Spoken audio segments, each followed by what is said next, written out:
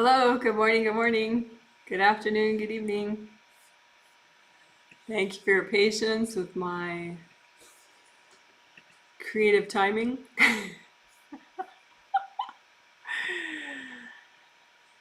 Otherwise known as lateness. I may change the start time because I feel like maybe my 10-ish really is like 10:15 or 10:10. So we'll see. But anyway, thanks for your patience with my experiments with time.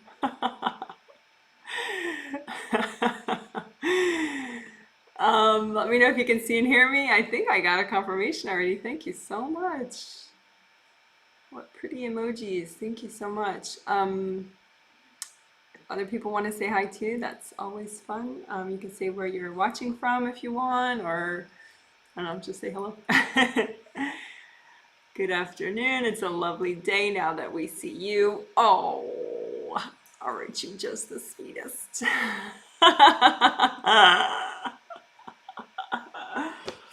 Flattery, flattery. So this is the second in the set of 3 healings on productivity. Ah! Yay! Yes, please. And thank you for your surveys. As always, interesting food for thought with those surveys. Help me literally read the results of the healing. How did it actually work in real life for people? Just, like that food for thought idea. Just I get a lot of ideas as I read them typically. So thanks a lot. That's why I've stopped, more or less, I've stopped replying directly to people's surveys, because then that short circuits my whole idea factory about what to do in the next healing if I'm, communicating one-on-one with people. So thanks for your understanding that you don't actually get a response, an individual response to your survey, even though you put all that time and thought into it. I appreciate it.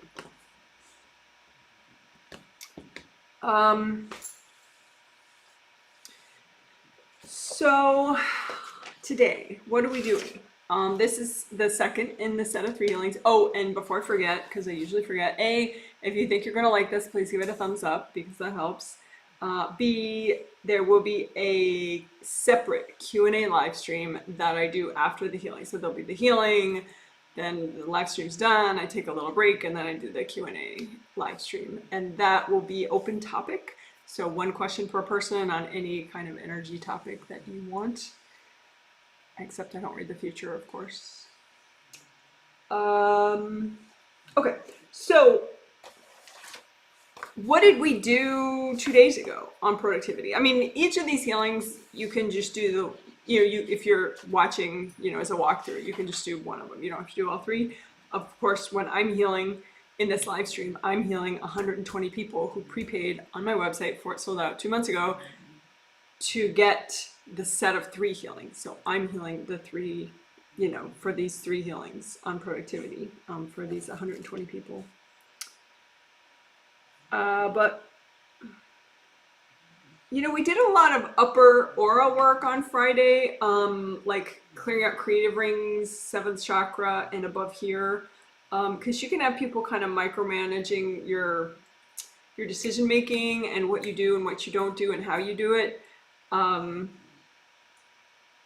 Or just energy blocks here that create that effect of, like distraction and lack of focus. We also, I did a lot of repair back here, repair and unblocking back here in the good karma windows area, which is, there's a space behind the base of your skull and the back of your neck in each of your aura layers that has a special good karma window, and if you unblock it and repair it, you feel safer and more peaceful and more focused. So yes, please. So I hadn't done that in a while, the good karma window stuff. So if you missed that, you could go back and use the timestamp links in the detailed healing summary that you'll find in the comments section to do that if you wish. We cleared unhealthy agreements between beings and people that you might have made subconsciously that are messing with your productivity.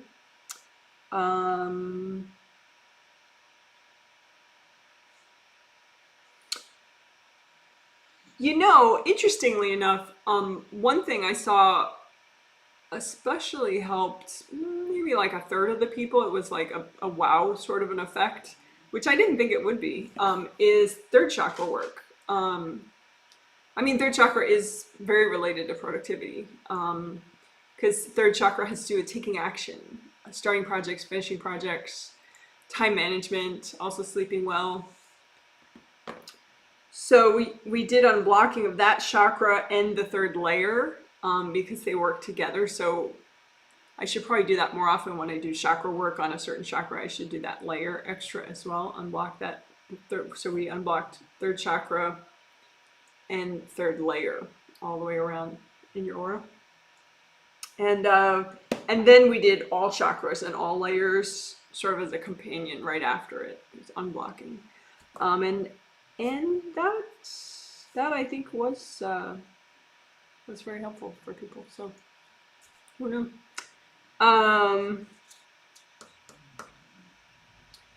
We did other things, you know, like got beings that were like in multiple chakras at once. We got rid of those. We got rid of. We melted energy blocks that people are courting. We call them like productivity energy blocks. You know, so we cleared a lot of productivity energy blocks. But anyway, so that was then.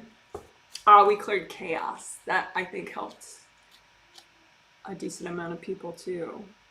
I think every time I do that, that helps. Clearing chaos. Chaos, chaotic energy, it's just like, because your energy, your flow is very, there's a grace to it. It's all like, it just makes sense. It adds up, you know, it's just right.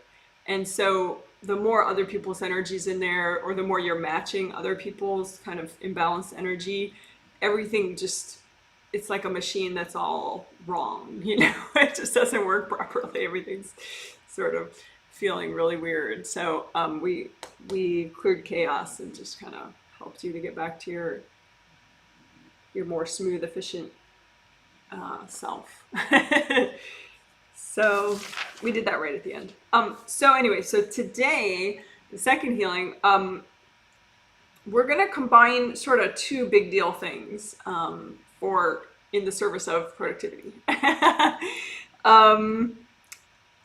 So one of the big deal things, and big deal as in effective, and people tend to feel results from them, and I've done them before.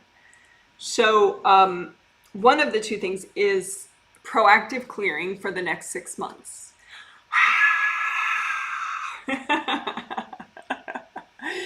So with proactive clearing for the next 6 months, and usually I like to do it like around this time of year, because then you get this whole, you know, you get a momentum to get you through to spring. You know, get you through the in traditional Chinese medicine,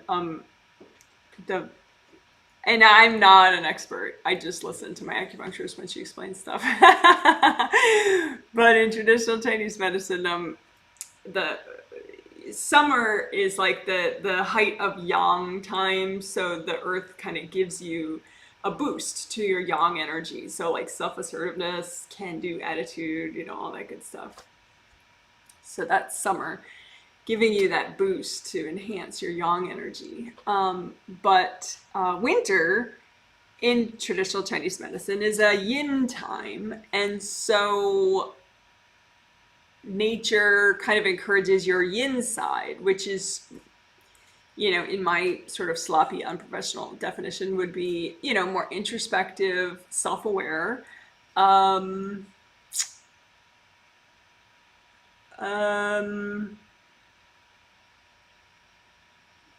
maybe calm and quiet, maybe, you know, passive is not really, it's just like receiving, thoughtful, you know, that kind of idea. But some people for that, the yin stuff, it is a little too close to their repressed like depression and sadness. So the yin time, they just kind of collide into their repressed depression, their sadness energy, their repressed grief from past lives or whatever. So, so we don't want that.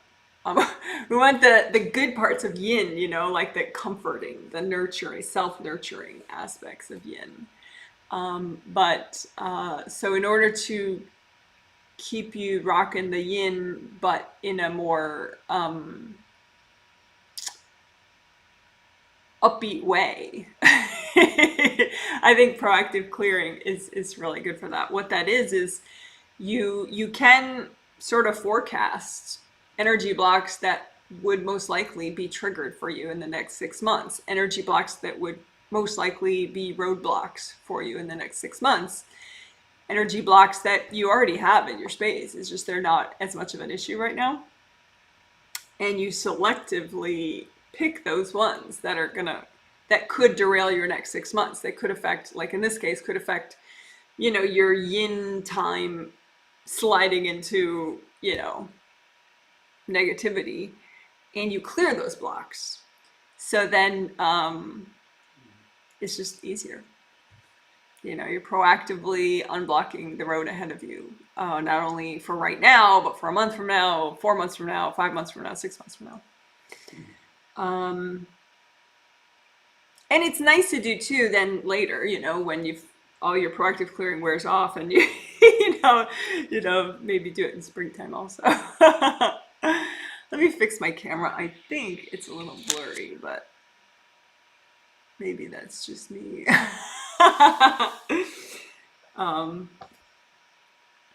So anyway, so that's one thing. We're going to do proactive clearing for the next 6 months for your productivity, so that your yin time can be productive. And it doesn't have to go full yin just because nature's having a yin time. You know, you could have a self-assertive winter. It's okay. I think if you're very balanced with your yin and your yang, then you don't have to, you know, be so, your moods don't have to be so dictated by nature. Although, you know, it's nice to be uplifted by nature, you know. So maybe, you know, the winter just enhances your self-healing abilities and your introspection abilities. How about that? Without the, you know, the lethargy, the stagnant stuff. So yeah, so proactive clearing for the next 6 months, to give you more of a happy version of the next 6 months, productive, happy. And the other big thing, which I'm going to combine and put in today's healing, in service of productivity, is inner child healing. And the crowd roars. If you haven't done inner child healing before, you may just not kind of get it, like how effective it is. Like, say you had a nice childhood, you might be like, yeah, I don't really need inner child healing. You know, my childhood was fine. But inner child healing works on, you know, whatever stuck parts of you got stuck or traumatized when you were a kid, in this life or in past lives too. And plus too, like, even if you had a nice childhood, and, you know, if you did, that's cool. But it's easy to get traumatized as a kid, you know, like you can just have a bad day because of, you know, things just didn't go your way or the way you expected or something, you know, if you're 6, and it seems like a really terrible day, you know. But, you know, looking back now that you're an adult, you might be like, my childhood was fine, you know. And so what we want to do is we want to rescue those little parts of you and heal them up, so that those parts of you aren't back there, you know, feeling bummed out about something. Because if those parts of you are still back there, then you get like this you get just these you get a flavor of whatever that was, whatever that bad day was, coming towards you all the time. And that that can definitely mess with your productivity. um, but another reason why I wanted to heal inner child for productivity is because um, I was looking at people's productivity, and and it started because somebody wrote that they felt no different from the healing. They said thank you very much for the healing, but they said, I had a productive day, but it didn't feel really different, like a new level of productivity. And so I point this out that started me thinking, because I was like, okay, why doesn't she feel different? Why didn't she have, because we did so much that could have helped, and so why did she not, why was she just sort of on the same track that she was on before? Why didn't she kind of go up a level in how her productivity suited her, or how well it worked? And I saw that she was kind of on this track of, she was being productive the way her dad was productive when she was growing up, I guess, subconsciously. So she took on the mannerisms of her dad and how her dad acted when he was being productive, most likely away at work, and so, and I saw another person, one of the people I'm healing, I was looking at other sample people, and this one guy who got the healing, he was copying his dad's productivity as well. And so he did feel improvement though with the healing yesterday, or 2 days ago, but I think there's still a way in which he can transform his productivity and alter it so that it more suits him and how he thinks and what he likes. And so it would be technically more productive, but also that whole enjoying the journey part that I talked about in the intro 2 days ago. I talked about how we want to make your productivity as efficient as possible, so you're literally productive, but ideally we also want to make it so that you enjoy your productivity more, because so much in life is trying to get work done. And so if you're not enjoying that process as much as possible, then you're not enjoying enormous parts of your life. So for the sake of enjoying the journey, we want to be able to enjoy productivity more, and as much as possible, actually. And self-awareness, having self-awareness of, so that like if you have a day when you're less productive, you, rather than scold yourself and feel just terrible about it, you think about, what were the factors influencing you and how could you do that differently next time, so you don't waste a lot of time on scolding yourself or freaking out about it. You just conserve your energy and turn it into, that self-awareness and the kind of like note-taking for next time. You turn it into a teaching moment for yourself.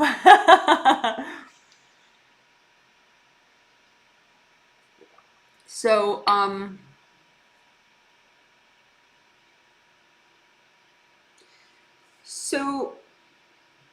and another example of why someone, their parent, basically one of their parents, and it could be a past life parent too.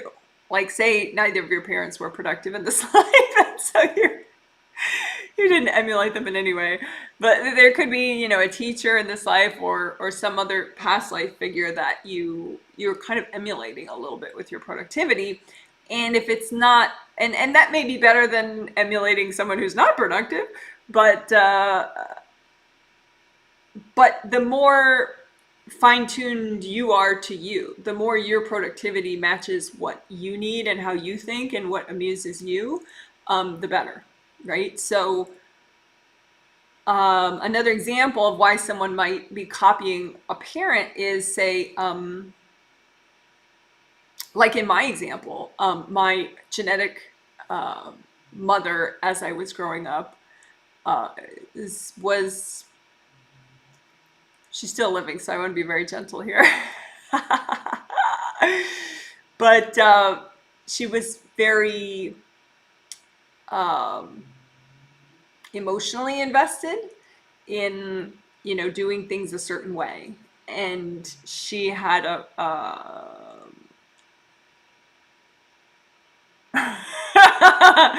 just an intensity about it. And so I subconsciously emulated or tried to emulate her exact style of productivity so that she would be pleased with me, right? And so I think a lot of people subconsciously are trying to win over the love and approval of somebody. Maybe it's a sibling. They're trying to get love and approval from a sibling, or they're trying to get love and approval from a parent, either from this life or a past life, because these things can kind of get stuck, even if, you're in a different lifetime. So if we can do more inner child healing, then you wouldn't be stuck in those ways. So you wouldn't be, trying to copy dad's productivity or mom's productivity or, whatever, or trying to be less productive so your sibling's not jealous, or, less productive than other people so that they're not envious of you. That tends to be all inner child dynamics that are causing those distortions, and so that way, the more we heal your inner child, then you can be productive just for yourself, and you're more likely to be productive in a way that suits you. And in service of that, being productive in a way that suits you, after we do the inner child healing, I want to do a little bit more of Akashic record downloads. So you're bringing, which we did in the last set, the last healing set, September healing set, which was on emotional boundaries with others. So healing 2 and 2 of, we did Akashic record work in both those healings, but in the second healing, I feel like we went a step further and we did extra 7th chakra unblocking so that you're more able to download more information from your own Akashic records about what worked for you in past lives, as far as whatever, any wisdom and knowledge that would really help you, that you have stored away in your Akashic records, your personal Akashic records. Akashic records is a store. It's a location. There's a universal Akashic records that just has sort of, I don't know, knowledge that the angels are helping humanity to learn in general, and your angels could help you visit there. But then there's personal Akashic records that you have, one that's just for you, and the angels maintain that, and you can visit that and get special healings in there. You can get a new astral body for your angels in your Akashic records. You can, in your sleep, probably would be easier. Just be like, angels, can I get a new astral body if I need one in my sleep? But anyway, you don't have to go up there to get the information, to send it up and get it back down. It can come down to you with angel help. So if we get you to not, to like heal your inner child enough so that you're no longer trying to, win over mommy's love or win over daddy's love or, whatever, or, win the approval of a sibling from a past life or something. If you're no longer stuck on trying to do all that, then you're more open to doing your Akashic record downloads and bringing in the wisdom of what works for you, how your productivity can better suit your personality, your likes and dislikes, your skills, and all that, your quirks, your unique self. So hope that all makes sense. So I guess there are 3 sort of big things, even though the Akashic record stuff is so easy. I don't think of it as big, but it is big, I guess. So proactive clearing for next 6 months, inner child healing, and Akashic record downloads and uploads. A useful, I would say, reference video. It's just like some people really like smaller videos. There's nothing wrong with that. These videos are so long. Sometimes just psychologically, that's a weird thing for people. Um, you know, even me.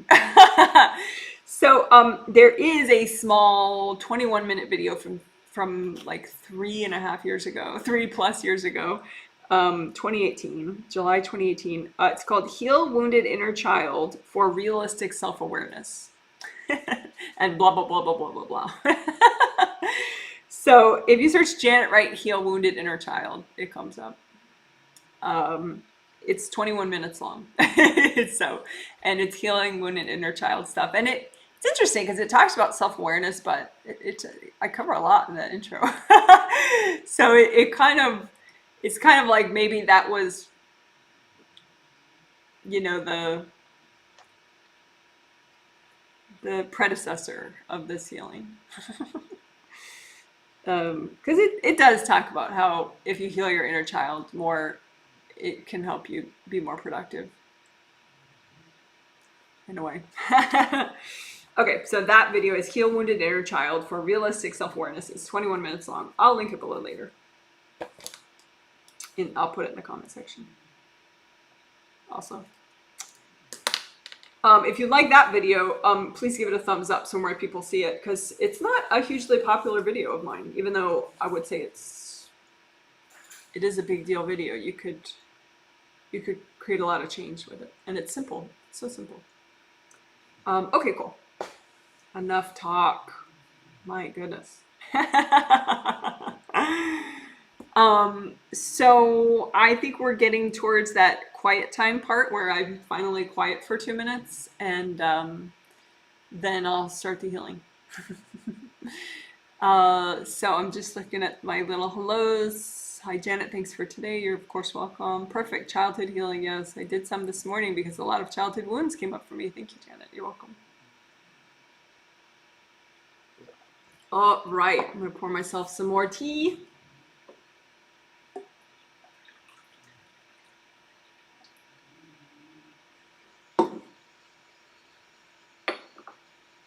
Speaking of quirks and customizing things to yourself, I mentioned it on Friday, but I'm going to mention it again. Like this, little drinking it out of this little thing, keeping the tea warm in this, and then pouring it into that little cute little cup and everything. I totally drink more tea that way. Like drink more fluids during the day, which I'm supposed to do, and that's a good example of like, if you customize it to yourself, your own little weird little quirks, it works better.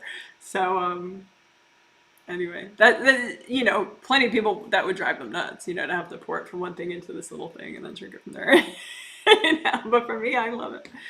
So that's the idea. We're helping you to be strong enough and feel good enough and balanced enough so that you customize your productivity to you and your quirks.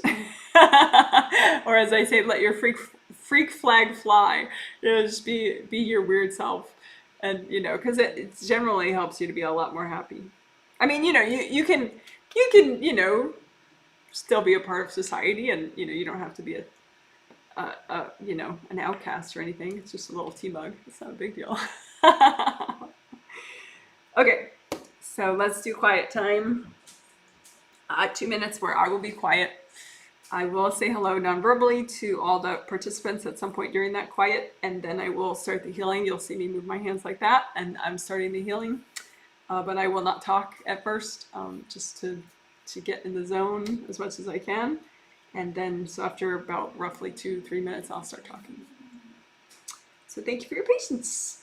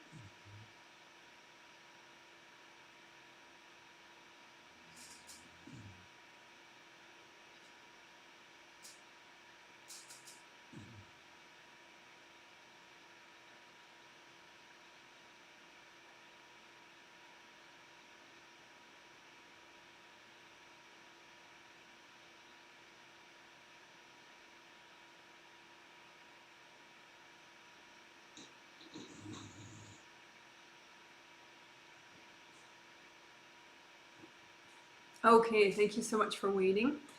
So,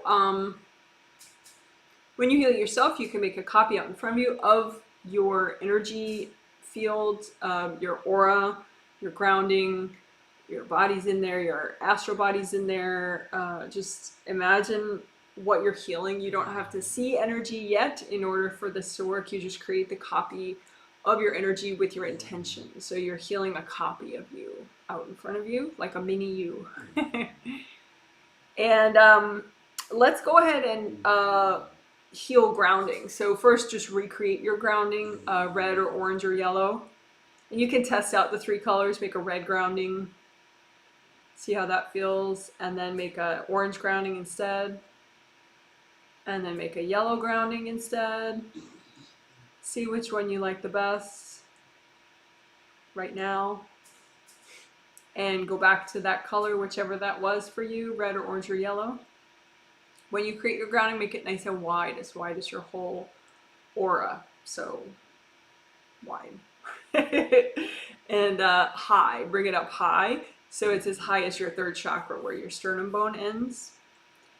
And wide all the way around and wide all the way down to the core of the earth. And then just make that copy of your grounding out in front of you. And you can just imagine one part of your energy system at a time.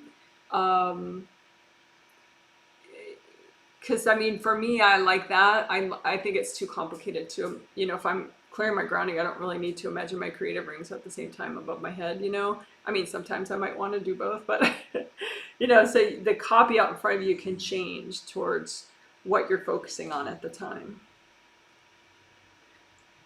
But anyway, so this is unblocking grounding. You recreated your grounding and you're using gold light from your hands. Sorry, I didn't explain that part, of course. So metallic gold is what I mean, like this glitter. And you have a big energy center in the palm of each hand and also an energy center in the front part of each fingertip chakras, hand chakras. So you set these chakras with your intention to be a gold color or vibration, metallic gold, and that makes them generate the energy they're going to generate be a metallic gold color, which is good for letting go of energy, repairing, healing, all that stuff. So use that gold light to comb through your grounding and wash out and melt away the blocked up energy. The blocked up energy, it can look like all sorts of different things. It can look like a bunch of rocks. So you just surround the rocks in gold light and let them melt.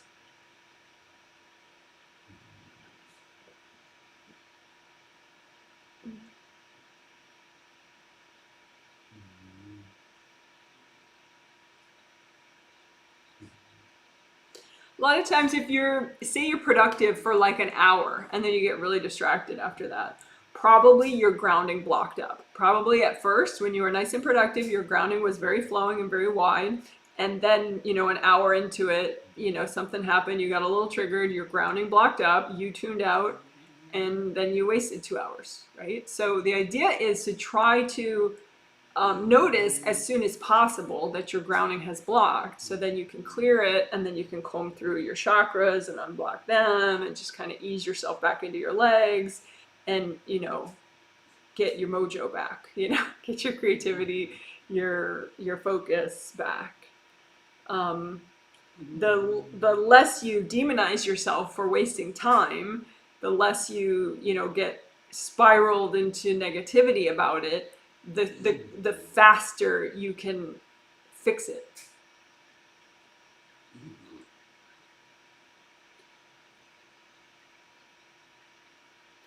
So again, when in doubt, unblock your grounding. That's my current email sign off. When in doubt, unblock grounding.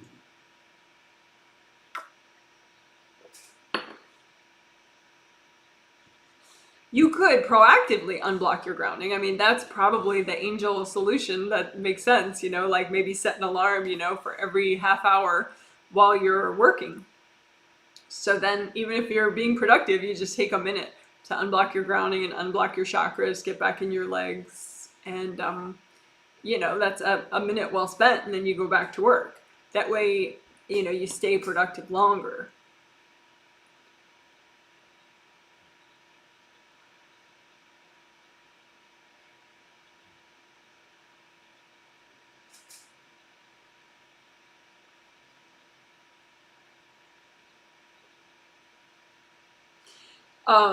My husband mentioned that he heard somewhere that we're supposed to get up and walk around or stretch or something, you know, every half hour if you're seated and working, so that you're not too sedentary, and it helps your metabolism and stuff. So you can combine, you know, unblocking your grounding and your chakras with, you know, some mindful walking, you know, for a minute or two.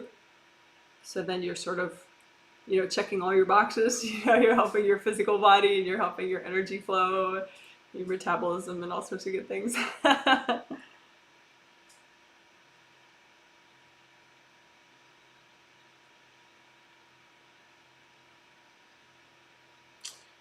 Still unblocking grounding, because you can find more and more energy blocks and unblock them, and then you just watch your grounding for a little bit, and sure enough, it blocks up again in a different spot. So then you melt those. So that's unblocking grounding. And then indie grounding, also, of course, important. We'll just do a fast version of that. So indie grounding, you check the outer perimeter of your grounding as it goes down. You want it to be wide, right? As wide as your whole aura, going all the way down. But then you want to melt off all the branch off parts, so that it's not connecting to other people's grounding. And just use gold fire, gold water, just to melt away the connections to other people's grounding that happen usually accidentally on your part, or, you know, maybe somebody else is just confused about, you know, how to show support, and so they're connecting because of that, or, you know, whatever reason. So you can just say, hey, go check your own grounding, go take a deep breath, go have your angels help you with your grounding, so that you're letting people know that there's something different they can do, rather than, you know, hook up into your grounding.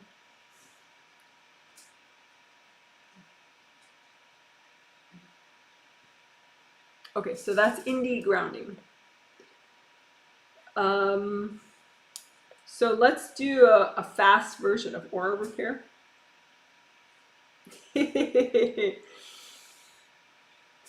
Sometimes when I say fast version, it's not fast. Usually when I say fast version, it's not fast. So we'll see. So,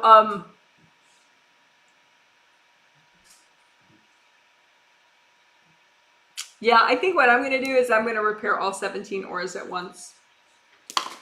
If this is your first time ever repairing your aura, you probably need to do it a few times, because you probably have a bunch of aura damage just that has happened over the years. But that's okay. You know, you might just have to do it a few times. And you can always post in the comments, you know, I've been repairing my aura for 3 days. Can you please check my work? You know, so I'll make sure, you know, I can check to see if it's fully repaired. You know, if you have some odd cryptic YouTube ID, then put your first name and last initial to help me read you accurately. But anyway, okay, so all 17 auras, you just imagine them out in front of you. One is generated by your physical body chakras. The rest are generated by you as a spirit, an internal spirit. Anyway, so let's make a composite copy rip of all the rips in your 17 auras that are healthy and gentle to repair right now. Because some of the Wei Qi aura rips, you know, maybe they've been there for a long time. There's so many of them, you know, it's not healthy to repair all of them at once. But so with this composite copy, we just have that intention that this is a copy of all the rips that are healthy and gentle to repair right now within all 17 of your auras, right? And then just scoop that gold light into that composite copy rip so that you get the gold light as deep in there as you can. And then we're going to use sticky gold wax to clean out this composite copy rip, because you can get a lot of junk building up in the rip, and that blocks the healing process. So sticky gold wax is just gold light that sticks to whatever you want to get rid of. So have it just fill up this rip and have it stick to everything that's junky that you don't want, anything that's not you. And angels, here you go. More sticky gold wax, stick it in the rip, get rid of it, get rid of the wax and the junk. Angels, here you go. So then now the gold light can go in more deeply.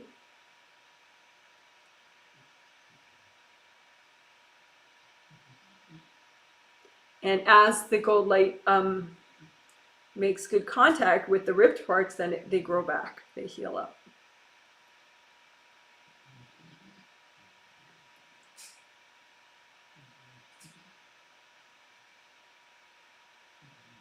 Okay, and then you can have aura scarring, which is at the edge of the aura after it's been repaired. There's like some hard and bumpy kind of leftover stuff, and that weakens your aura. You don't want anything hard and bumpy in your aura.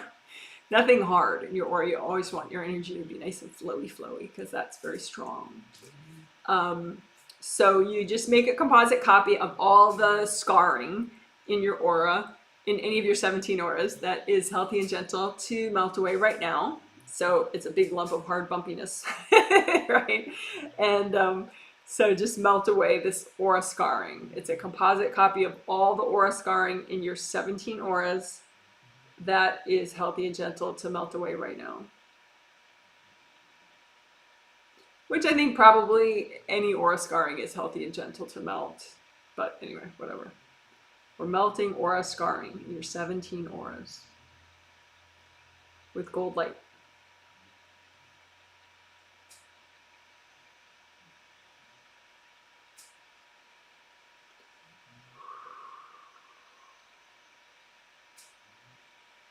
Keep breathing, relax, feel your shoulders, feel your hips, feel your toes. Let the gold light do the work for you.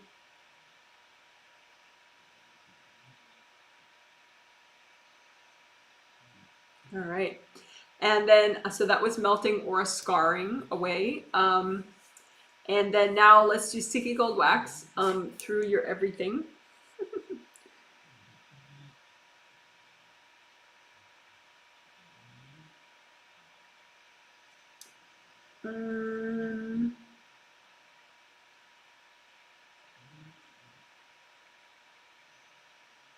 Yeah.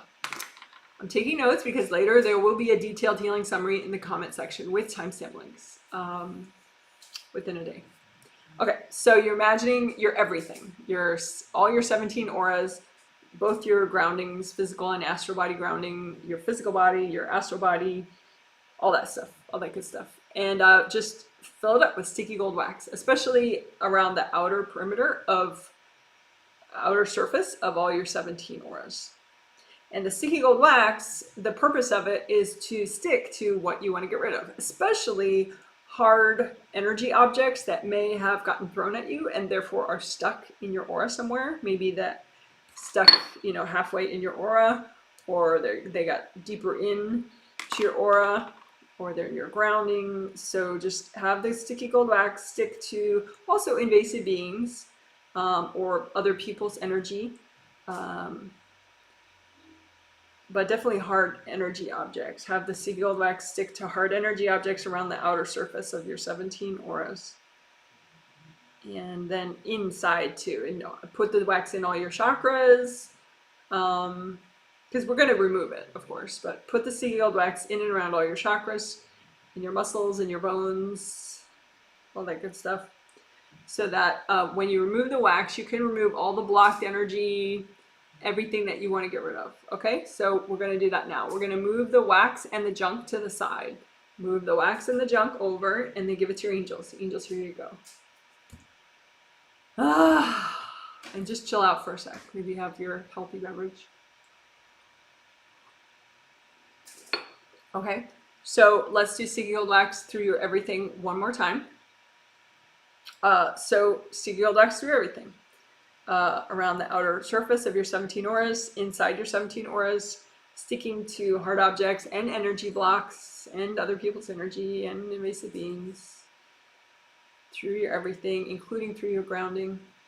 Okay, and then we're going to move the wax to the side with the junk. Move the wax and the junk to the side. Angels, here you go.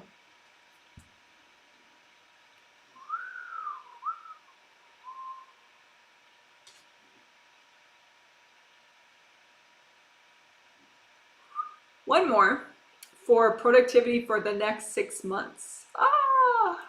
So like I talked about at length in the introduction, we want you to have like a smooth, enjoyable path, you know, especially for the next 6 months during, you know, the yin time of winter, plus some fall and some spring. So sticky gold wax through everything and have it especially stick to energy blocks that are totally fine to clear now, you know, healthy and gentle to clear right now, but it would really help your next 6 months, your productivity and your overall quality of life in the next 6 months if you just got rid of them now. So sticky gold wax for your productivity and quality of life in the next 6 months. And then we're going to move the wax to the side with all those blocks. And then, angels, here you go. Whoa! Let's do that again. So sticky gold wax for your productivity for the next 6 months and quality of life for the next 6 months. Sticky gold wax, have it stick to anything that's going to be in your way for the next 6 months and is healthy and gentle to clear right now. Okay, move the wax to the side with the junk. Angels, here you go. That was pretty cool. Okay, so we did 2 sticky gold waxes for general, getting rid of stuff, and then 2 for proactive, 6 months, for productivity, and just general quality of life for the next 6 months.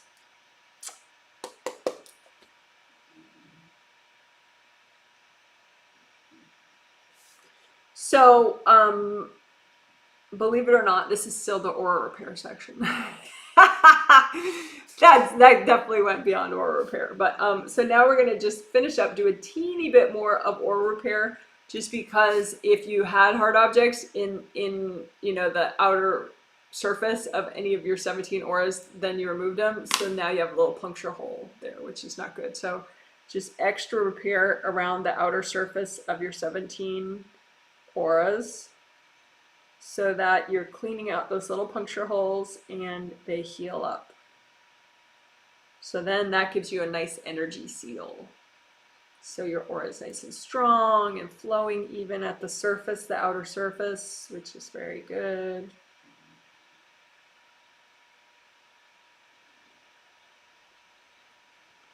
All right, so that was an energy seal for all your 17 auras, or as many as you could do.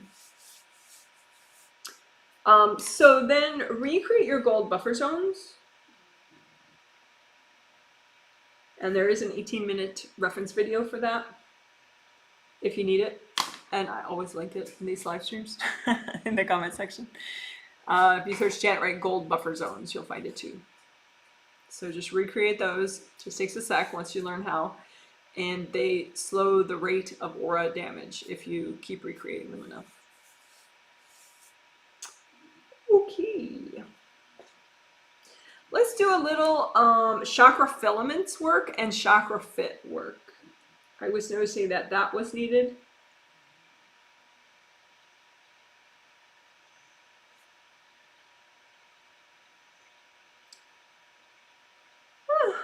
So that just so you understand as a self-healer, you know, when is that needed? Well, it's never a bad time to do that type of stuff. But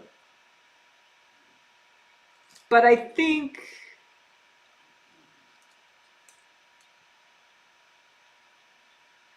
yeah, I think because the thing is you as a spirit, you change and grow and heal. and then your physical body changes and grows and heals. And so you're not always on the same page. Like, so there, you know, maybe the Friday healing that we did 2 days ago was like amazing for you as a spirit, you as an eternal spirit. But your body was like, wait, we're changing things? Are you kidding me? I'm barely used to the fact that it's October. Why are we changing things? Like, your body could have more resistance or just not understand, you know, what the energy shift is about, and could kind of revert to a fearful place with it. And so you want to make sure that your body and your spirit are, you know, on the same page. And so that's what this is good for, the chakra filament work and the chakra fit work. It just helps you be more present too. But I think when you're taking bigger steps forward, it's more important to do this work. So chakra filaments, they are the good cords, energy cords. I just use the word filament just because sometimes when people hear the word cord, they're thinking other people trying to manipulate them. Obviously, that's a negative association that people have with it. So these are, you know, also energy pathways, but they're between you and you know, between, say, your seventh chakra in the top of your astral body head to the seventh chakra in the top of your physical head. That's your seventh chakra filament that connects the two.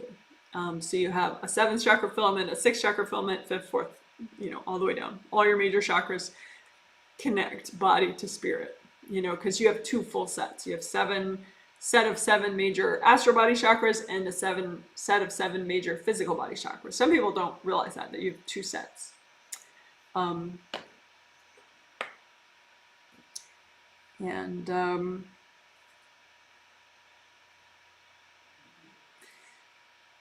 Yeah, so, but you do. So we always try to heal both, you know, and make both happy. And the filaments help both to communicate with each other, because that's the energy going from one to the other. So say your astral body chakras now have so much more energy. If your filaments are blocked, your astral body chakras have a hard time sending that new inspiring knowledge and energy to your physical body chakras, because they would try to send it through the filament. And I just noticed that particularly like filaments 4, 3, 2, 1 for people were more tight and compressed. So you just imagine, you know, now chakras, they look like open cylinders and they generate energy, so they're really cool. But your seventh chakra, this actually is maybe an interesting copy of your seventh chakra if it were all purple and glowing and light, generating light. It could be a copy of the seventh chakra, but round opening at the top, round opening at the bottom. That's for the seventh chakra. Nobody drinks from it. It's your seventh chakra. But anyway, so you imagine your seventh chakras, your physical and your astral, and then 6, 5, 4, 3, 2, 1. And if you can't see that, don't worry. Just be like, all right, fine. Janet says I need copies of my 7 physical and my 7 astral body chakras, so I'm making them out in front of me. Even if you can't see them, just bam, bam. You just made copies of all your major chakras, right? And then the filaments go, you know, from the physical to the astral chakra. So there are 7 of them. And you just comb through them with gold light and have the gold light comfort them and unblock them and just let them relax and expand so that more energy can travel back and forth if needed.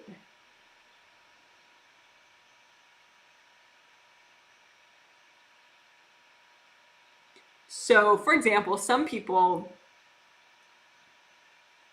like with eating, sometimes if you have a blocked chakra filament, say at the 3rd chakra, you know, maybe your body is thirsty, but your spirit doesn't realize that. And so you don't feel thirsty, even though you're dehydrated. So that could be a blockage in your 3rd chakra filament, keeping you sort of out of touch with your body's needs. Also, blockages in the 3rd chakra filament can have you, you know, mistakenly think that your body's hungry, and then you know, comfort eat a whole bunch that was completely unnecessary. And again, that can be just a distortion or blockage in your 3rd chakra filament. I think I read somewhere that a lot of people, you know, they're overeating when they're actually thirsty. But like consciously, most people don't feel thirsty unless they're like considerably dehydrated. But but whatever. It's just an example of communication between body and spirit.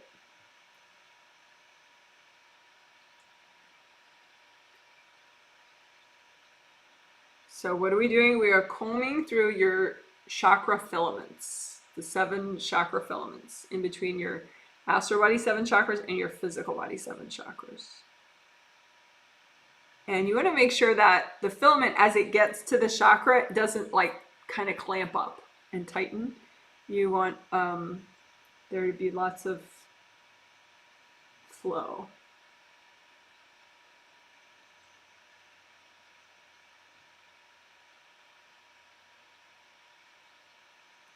And definitely too, you don't want anyone cording into your filaments. That's a really invasive thing. So even kids should not be corded into your filaments. If you have young kids, this is not a place for anybody to cord the filament.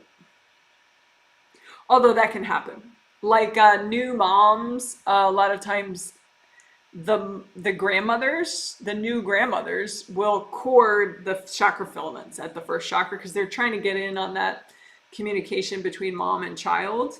And so they cord the first chakra filament of the mom, or they cord the baby's first chakra. There can be weirdness with that. So just, if you notice any cords going into any of your filaments, just melt them away.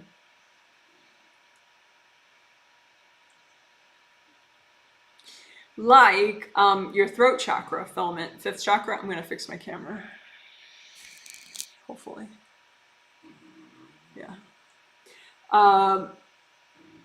5th chakra filament, you can have people cording in there who are telepathing you messages. That's extremely invasive. Well, actually, that's not telepathy. That's just piping in communications into your mind. So your 5th chakra filament, you want that to be, just melt away any connections to other people there and unblock it.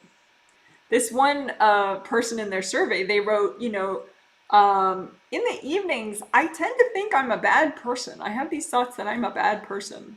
But then I clear it, but then next evening I feel it again. That is a case of somebody that was sending them negative messages. And they were hearing them, but not understanding that somebody's just screaming insults at them every night. They were thinking it as their own thoughts. And that's why it's so important to clear your space, because you might get confused about what you really think and how you really feel about yourself or about, a project that you need to do. If someone's in your space, saying things or sending that mental message to you, you might think that's how you feel. So just wash out of all these chakra filaments anybody else's messages about productivity, about who you are, what you should do, what you shouldn't do, if you're a good person or not. This is not like a public message board area. Well, nothing is in your space. So just wash out everybody's opinions, everybody's cords. These chakra filaments are only for you.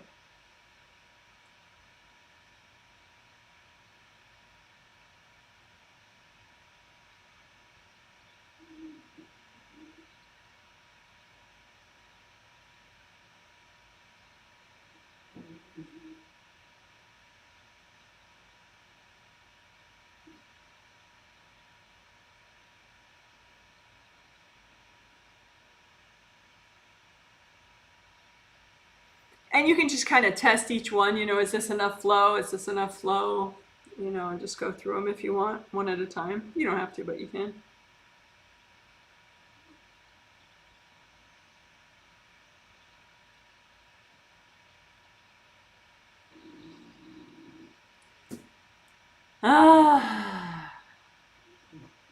So that was working the 7 chakra filaments.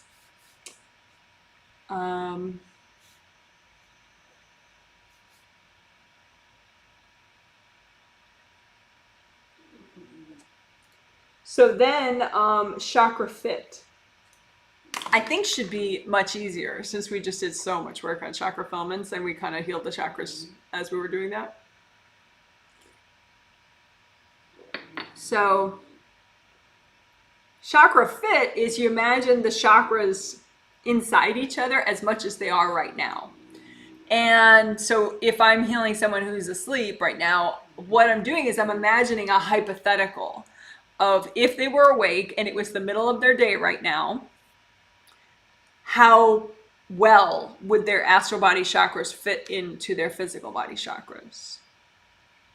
And then I'm helping them to unblock more so that if they were awake and it was the middle of the day, they would feel much more present. So then eventually when they do wake up and it is the middle of their day, then they are much more present. So just to reiterate, some people get confused because they're like, well, how can you heal me if I'm asleep? How does that even work? Yada, yada. It works. I heal like probably a third of the people I'm healing are asleep when I'm healing them. Even in individual sessions, I'll do an individual session for somebody, because when I did them, I'm stopping doing them, but when I did them for years and years, once I stopped doing, the phone sessions, and it was just, I'll make a recording for the person as I'm working on them, they could be asleep, it's no big deal. I'm just watching their spirit, and you can do a hypothetical of if that person was awake, how present would they be right now? And then help them to unblock more so that if they were awake, they would be even more and more present. So anyway, long story short, chakra fit. All right. So that was just a little aside about chakra fit and how you can look at the chakra fit of a person who's asleep, because obviously when they're asleep, their astral body is away from their physical body. So, but you're working a hypothetical version of their chakra fit, so that when they are awake later, they will be able to fit better into their physical body chakras. So anyway, so you look at how do the chakras fit in each other, inside each other. So how well does the 7th chakra of the astral body fit into the 7th chakra of the physical body? All the way down to the 1st chakra. And you just heal them so that they fit better. You don't want to force anything. You just want to melt away energy blocks in the way, cords from other people, so that there's just more of an easy, natural fit for all the chakras.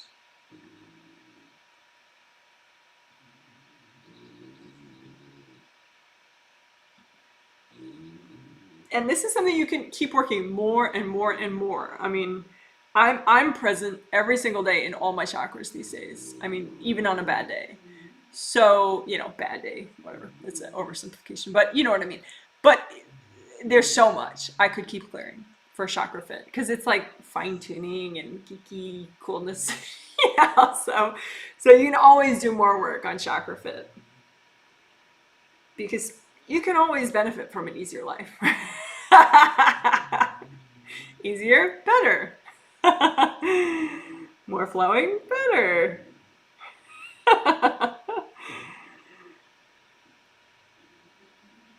If you want to see when I wasn't in all my chakras, you can watch that video on my personal public channel, Janet's Pineapple Time. I have a YouTube channel called Janet's Pineapple Time, and right now there are only 2 videos on there. But soon there will be a 3rd video about gardening and some plants I bought. But there's a half-hour video on there about our cross-country move that we did in 2016, and that was such an energy shift and such a big deal that there are several times in that video that you can see that I'm in 7 through 3.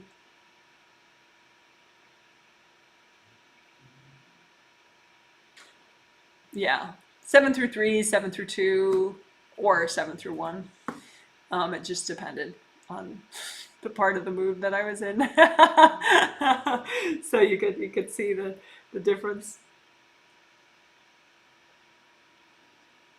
So anyway, chakra fit.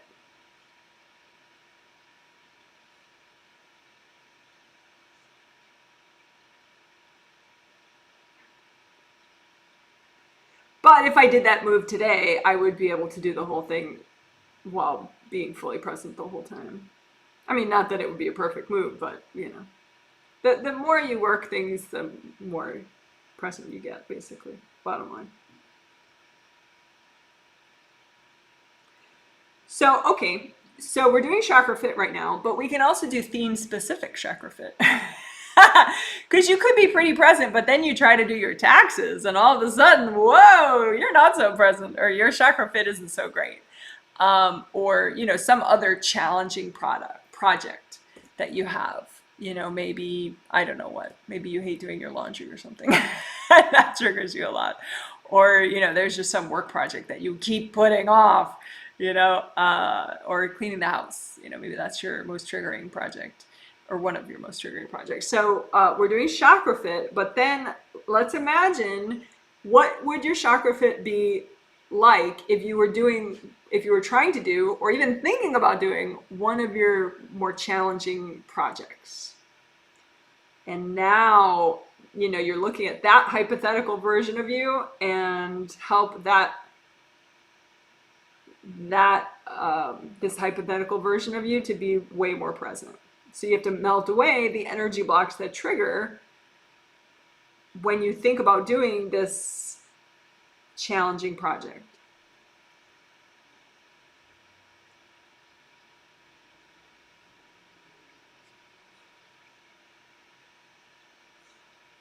And you can move the energy blocks away that trigger, and then if you're healing yourself, just blow them up. Or if you're not healing yourself, just give them to the angels. Angels, here you go. Or melt them with gold light. So again, we're doing a hypothetical copy of you when you're really triggered thinking about a certain productivity project, right? And then we move aside the energy blocks that are in the way and just give them to the angels, or melt them, or blow them up if you're healing yourself. So move to the side your productivity energy blocks and melt them, or blow them up, or give them to your angels. So that you could even think of, or even begin, or work on this challenging productivity project and still have decent chakra fit, even in the lower chakras.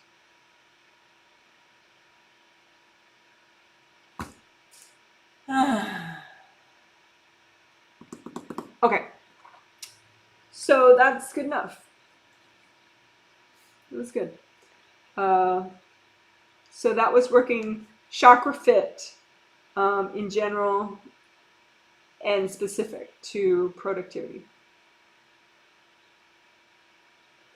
And in case you get confused, if one of the people that I'm healing, I am healing you. Even though it's a walkthrough, what I'm saying out loud, you don't have to do it. You don't have to do the walkthrough. You can just chill out and have your tea and receive the healing from me. If you are one of the 120 people that prepaid, that purchased the healing, you could just receive it. You don't have to listen to my walkthrough and do it. That's just an added value kind of thing for people, so they know what I'm doing, and if they want, they can do it on themselves. All right. So I'm going to do a little bit of grounding and blocking, make sure everybody's got super good flow, and then we'll do some inner child work. Yay!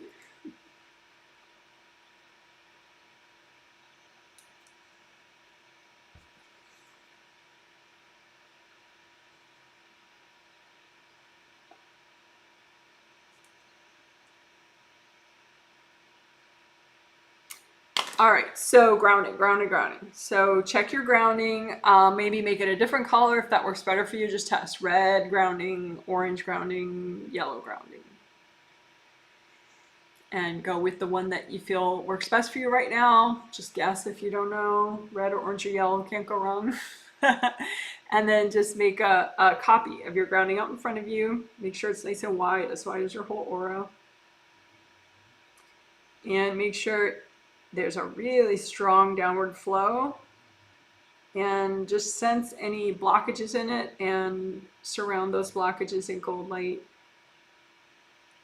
I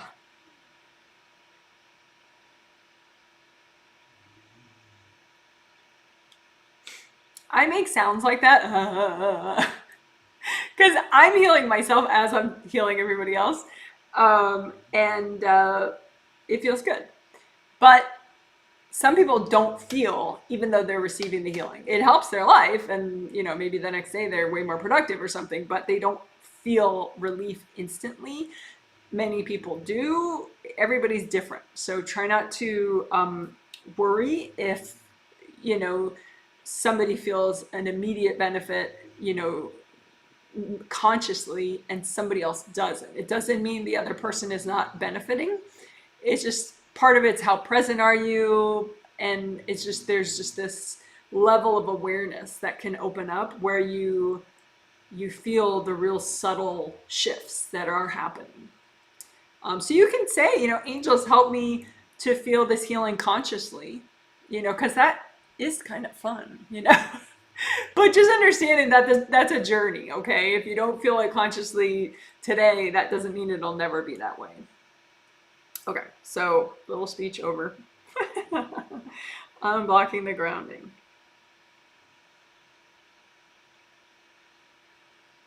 Wow. Indie grounding, just make sure, melt away. We already did indie grounding, but just in case somebody's linked up, just say, go check your grounding, go check your grounding. Go ask your angels for help with grounding.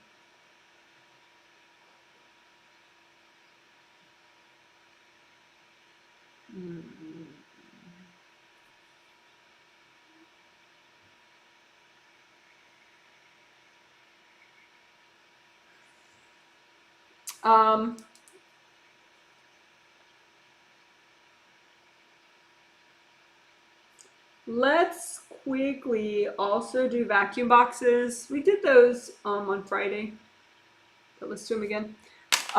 Because you can have weird stuff in your grounding, like people or little invasive beings. Of course, you're a giant, don't be afraid. But we want to clear out any junk that's playing games with you in your space, whether it's your neighbor or some little invasive spirit. No games. Okay, so just make vacuum boxes. Vacuum boxes are little, they look like cubes, right? And they're temporary energy devices that you create, and then you turn them on all at once with your remote control, and they suck up beings and people and just junk that's in your space that you want to get rid of. And then you ask your angels to recycle all the boxes all at once, and that's nice.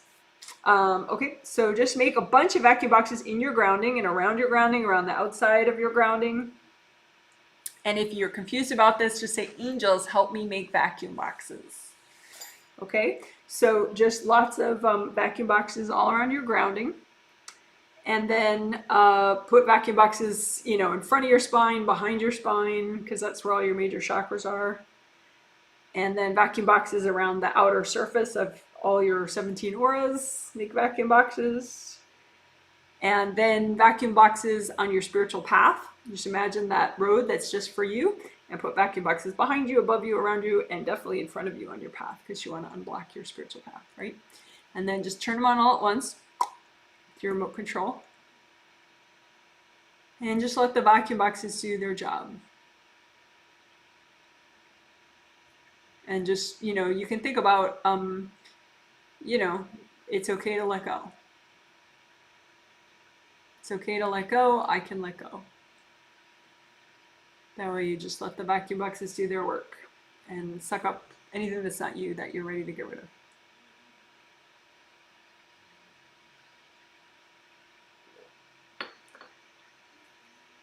And that's probably enough time. So then just say, angels, can you recycle all my vacuum boxes?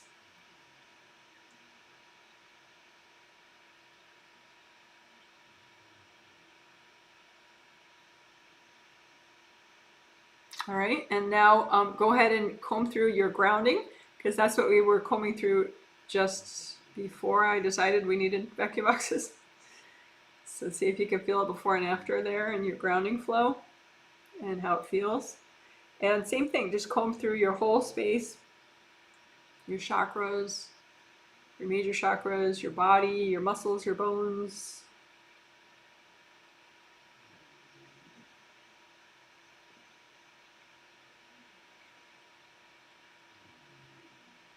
Muscles and bones are pretty fun to heal, by the way, because it's like it's like they're little electrical systems, and you can just kind of calm them down and help them to flow nice and be happy. So comb through your muscles just for fun, all your muscles of your body. Just let them relax. And sometimes you get muscle tightness and pain because the flow is bad. So just, especially any uncomfortable muscles, just lots of extra gold light there. Help them to relax and flow.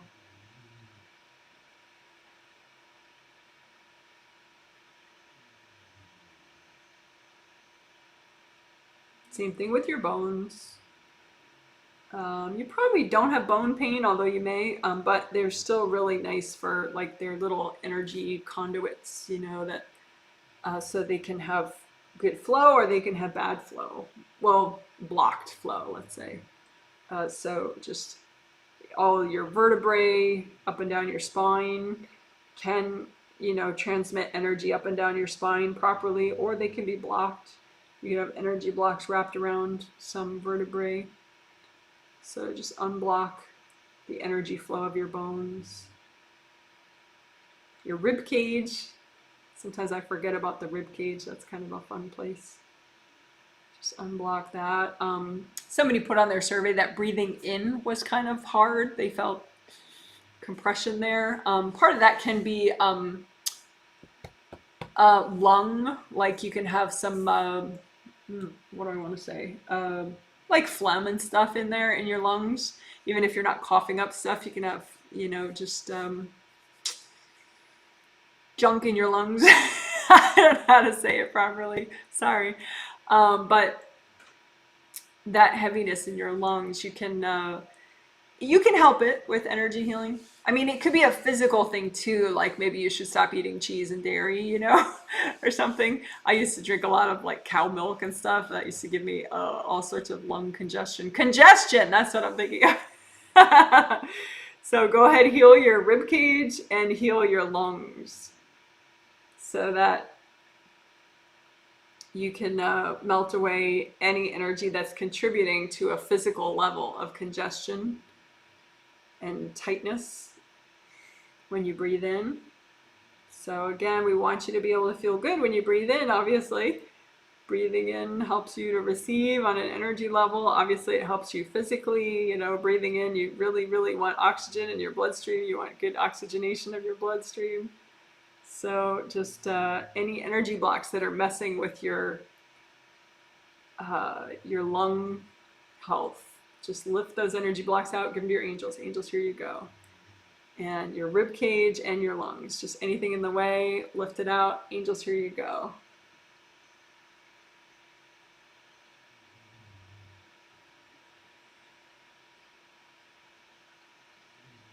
All right, so that was a fun little tangent, hopefully fun for you. So we did vacuum boxes as a fun little tangent, and then we did muscles and bones. And then we did lungs and rib cage. Extra healing and unblocking for that. So I will put timestamp links on all those little fun sections we did just there. All right. Fun, fun, fun. So double check the grounding again. All right, so inner child healing at long last. So inner child healing, I should put a timestamp link for this in my notes.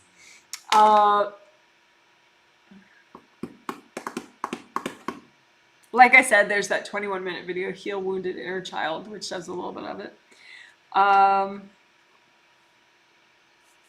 So a simple way to do it is you imagine wounded inner child little versions of you that are sad or angry or scared or whatever, and you heal those parts of you. So then those parts of you feel better. You ask your angels to finish up the healing work, and then those parts of you are for sure all better because your angels finished it up. And then those parts of you are better and come back. You get that energy back, so you're not stuck at like, you know, pissed off 3-year-old anymore. You're your current age and much more, you know, clear and whole and happy. I mean, it's not like a nirvana feeling, but at least you're not, stuck at crying 3-year-old or whatever it was. you know. So, so that's the idea. So we'll do it in general for a little, but then we'll, just to get things going, but then we'll do the productivity specific ones that I talked about in the intro. Okay, so we already grounded. And if you're just coming in here and you're not grounded, do grounding. But anyway, I'm going to assume you're grounded. And just imagine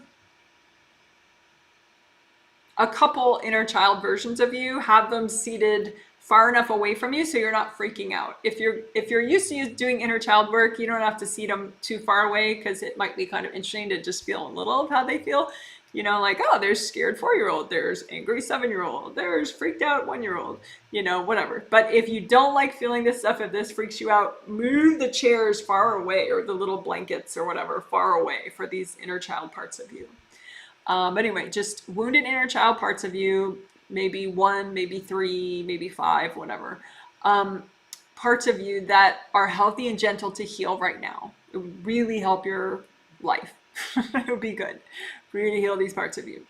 And then I'm going to do it just so that you heal those parts of you.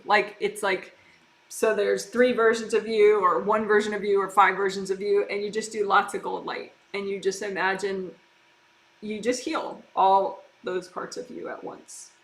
And just, again, it's just you're healing, but it's the wounded inner child parts of you, just a couple of them, that are doable to heal at one time.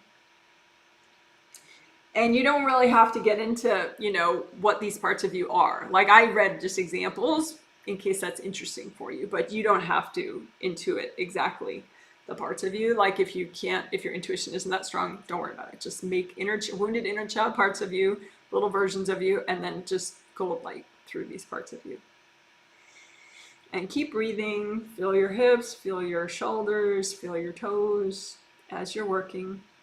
Just let the gold light do the work. Like I said, if you don't want to feel these weird feelings, just push the versions of you pretty far away, and then you could use like a gold, little shower head that reaches, so you're able to heal from afar. But, and then you say, angels, can you finish healing these parts of me?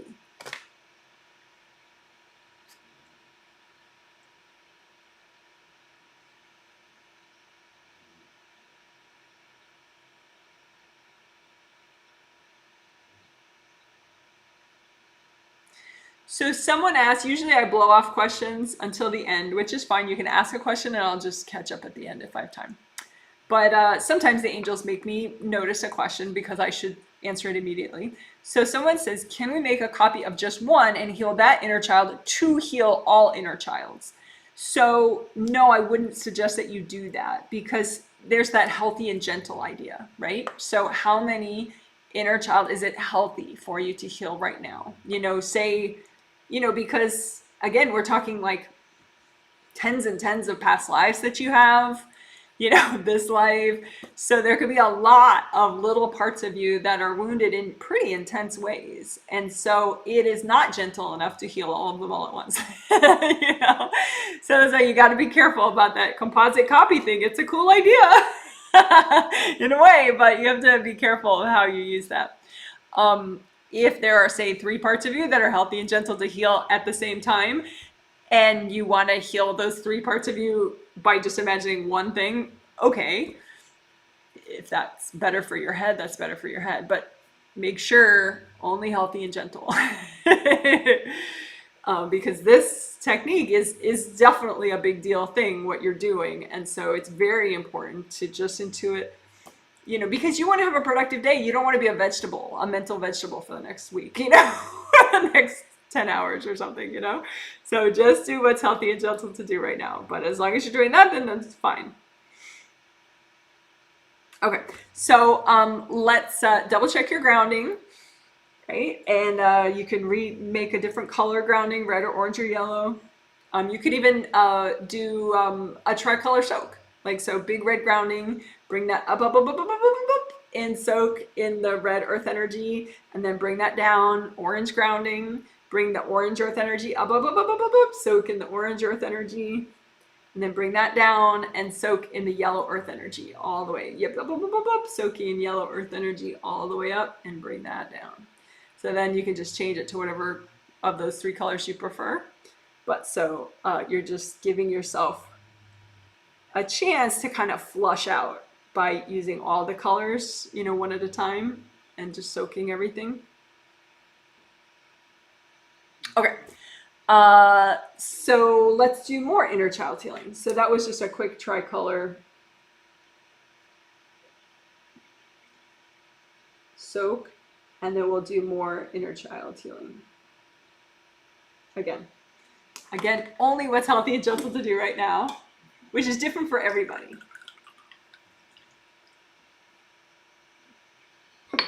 What's healthy and gentle for you to do right now? The more energy work you do over time, the more of this kind of in-body style energy work you do, the bigger shifts you can handle. But then there's still your physical body can handle this much maybe, and you as a spirit can handle this much. So, you know, you still gotta, healthy and gentle incorporates the needs of both your body and your spirit. Okay, so just get an intuition of how many inner child parts, wounded inner child parts you want to heal at once. Right now, that's healthy and gentle. Have your angels double check the number. And then just imagine, you know, those little wounded inner child parts of you out in front of you, and just heal them. Lots of gold light. You can even talk to these parts of you, you know, I mean, since you're doing a group of these inner child parts of you all at once, just be gentle, you know. Hi, it's okay. It's time to heal. It's okay. It's just gold healing energy. It's okay. It's all right. You can say, you're safe. You are safe. It's okay to heal. You're safe now.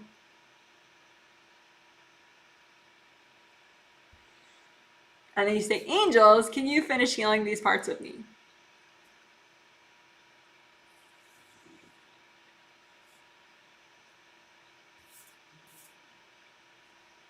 So again, you were just healing multiple parts of yourself.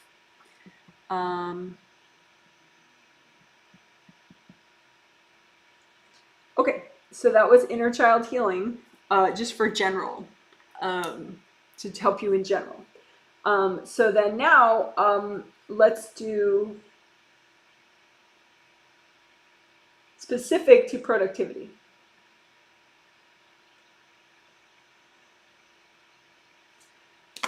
So like I said in the intro, you may be emulating or copying in a way somebody else's productivity, how they work, how they think. You know, like I don't know, maybe somebody likes thinking big picture and they like doing, you know, this giant thing all at once, but somebody else likes working little details, you know, and so that's how they think better and they feel better that way. But you may be just subconsciously copying how somebody else is productive. Maybe because you want their approval, you want their love, or maybe you just feel like you're not good enough and they are better than you, right? So we don't want that. So we're going to heal the inner child parts of you that cause you to model your productivity after somebody else.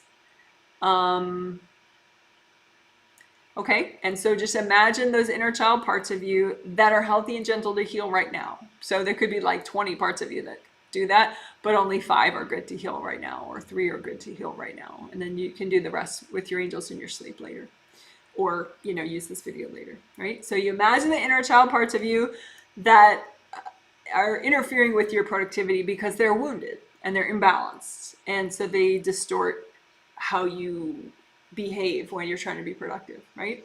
So these wounded inner child parts of you, just imagine them out in front of you, maybe in little cute chairs or on little blankets or something, right? And they can be close to you or far away from you, whichever you prefer. If you don't want to feel it, put the blankets or chairs far away.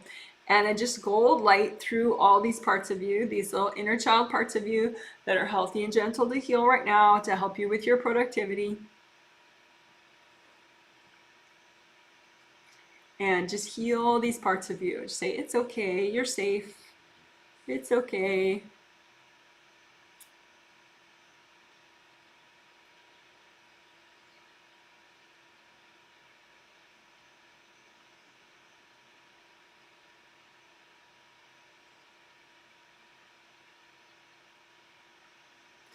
And then just ask your angels to finish up healing these parts of you. Say, angels, can you please finish the healing on all these parts of me? And then just relax and let your angels do that for you. So just have your healthy beverage or just breathe. Feel your shoulders, feel your hips, feel your feet. Just, let the angels heal you. Just relax.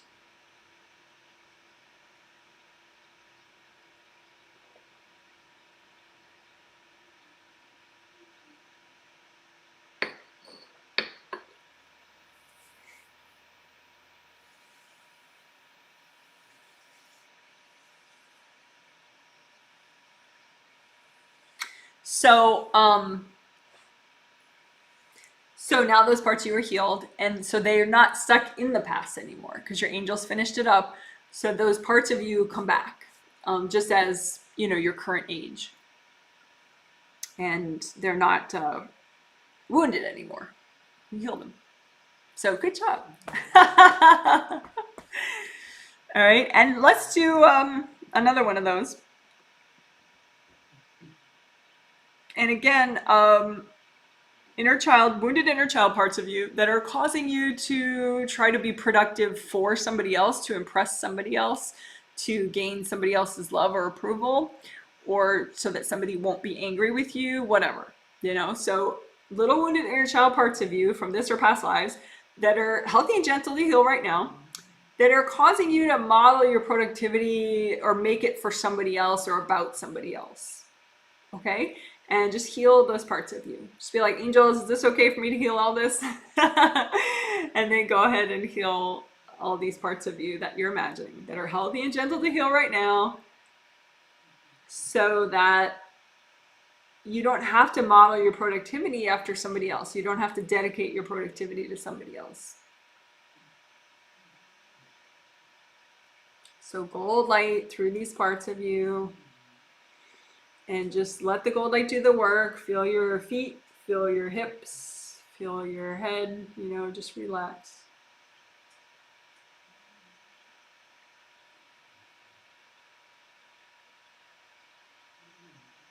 You can say comforting messages to these parts of you as you're healing, like, it's okay, it's just gold healing energy, it's okay, you're safe. It's all right now, you're safe, it's okay.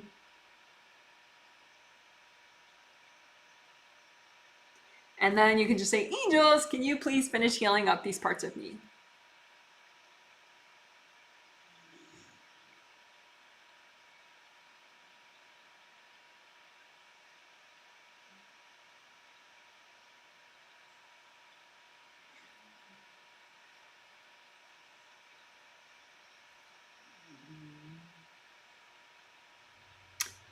And then you can notice, how many more times ideally would you do this exercise? The inner child, just this part that we did, which was, maybe, even including my wordy intro, of it, it's really only 15 minutes that we've been working on the inner child stuff. So how many times should you do this inner child walkthrough for yourself? In order for you to feel like you're getting the benefit that you want. So just get a sense of that.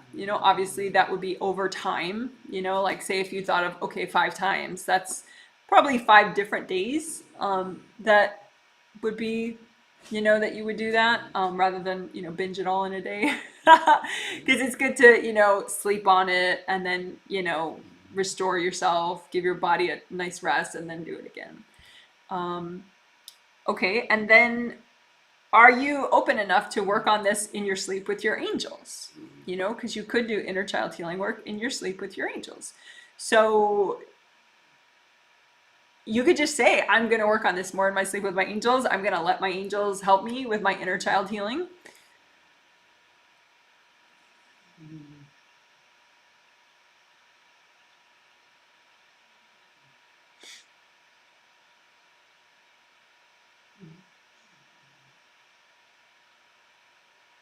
All right. So,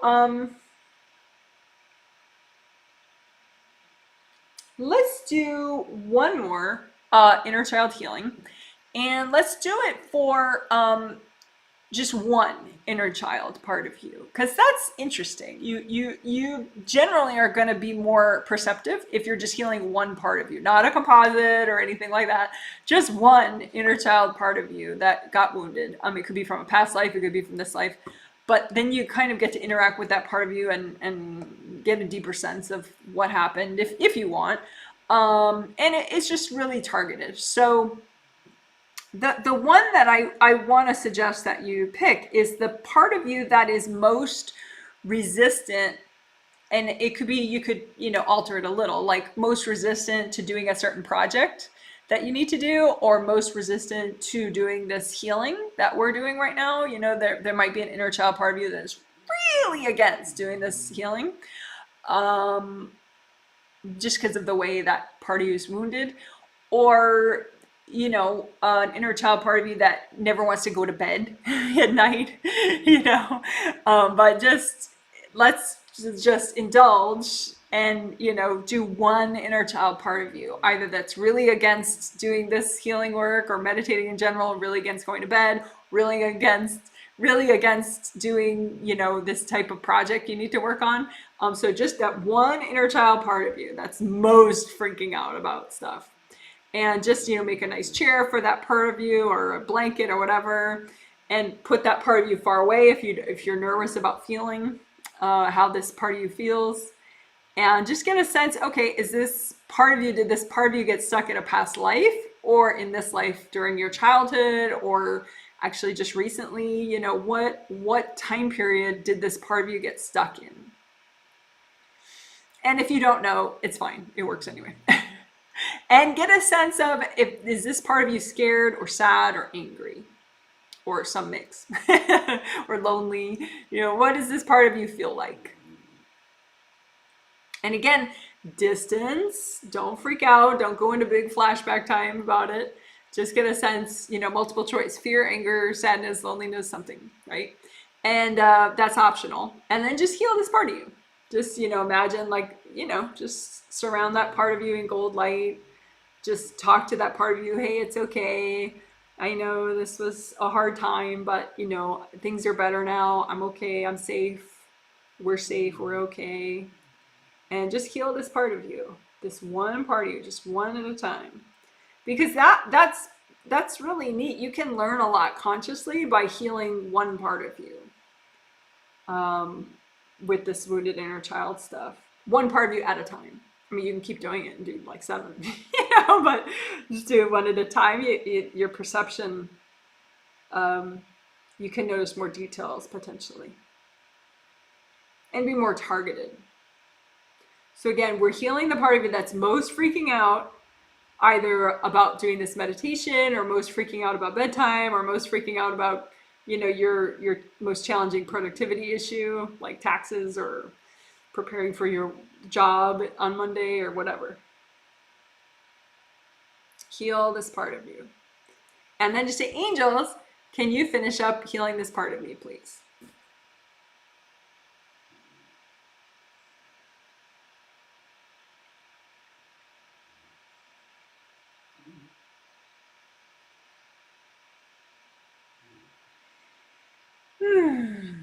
All right, cool. So that was just one at a time. Healing that one part of you that's most freaked out about, whatever. Okay, so good job. So now that part of you isn't stuck back there anymore. That part of you is now just in the present with you and not freaking out anymore. All right.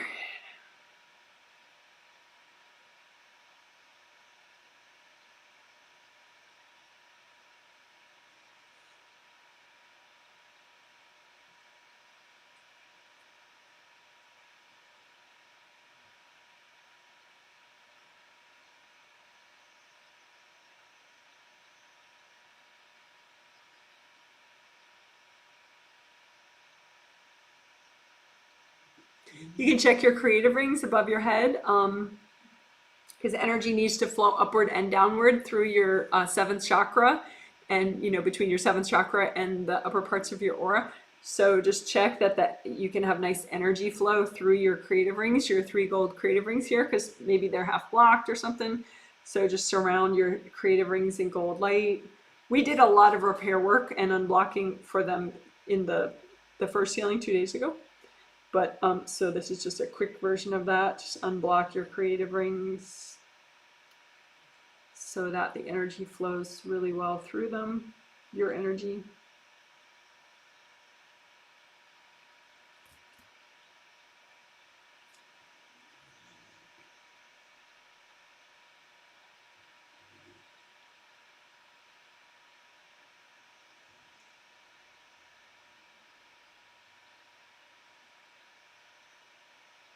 I'm just checking to see, is energy flow good enough in other parts, like say in the legs? But it looks like for most people, leg flow is good enough right now. Legs bring up earth energy from the core of the earth, like red earth energy ideally, all the way through the legs into the first chakra. So you want to make sure that, because you can be bringing up a decent amount of earth energy, red earth energy through your legs, but then like half of it bounces out of the front of your first chakra and doesn't go in the front of your first chakra. So the more you unblock your first chakra in the front, first chakra right here in the front, there's a round opening.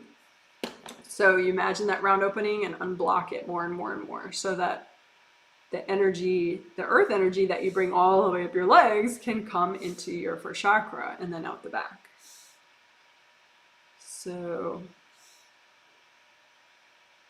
So you can just imagine your first chakra by itself, just a copy of it out in front of you, the whole chakra, so round open cylinder.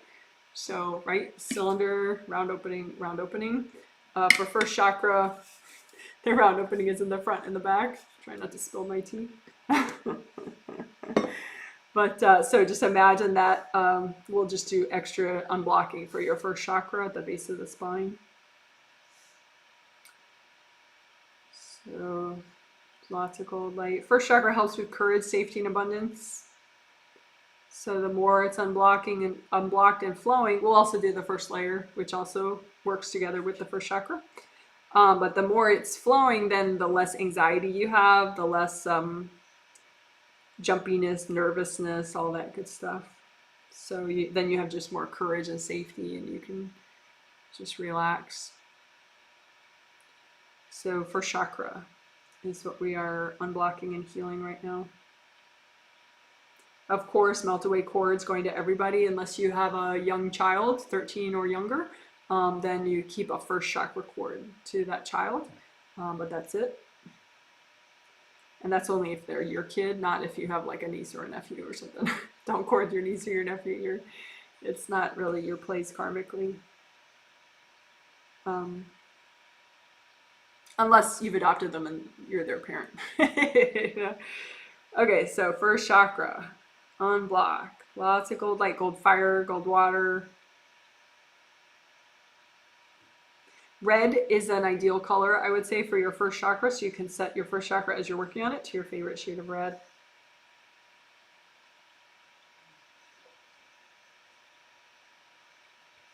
If you feel like it's shattered or broken, then you need chakra repair, which is also done in the same way. But I do have a video just on chakra repair where you repair all your major chakras and your minor chakras. I link that below all the live streams. It's an 11-minute video for chakra repair of all major and minor chakras. Okay, so that was first chakra, repair and unblocking. So then first layer of the aura, because they work together. First layer of the aura is the one right close up against your skin. So unblock that too. How does first layer affect your productivity? Well, courage, feeling safe, abundance. Sometimes, it helps you to be able to, if money's involved in your productivity, just helps you to be more present if you're in your first chakra and your first layer. Yeah, good flow. So just unblock your first layer of your aura, especially anything that's in the way of your productivity. So since you set your first chakra to red, then your first chakra is generating a red energy that's coming out the back of your first chakra and filling up your first layer. So especially anything that's not red, you definitely want to clear that out. Anything that's not red in your first layer.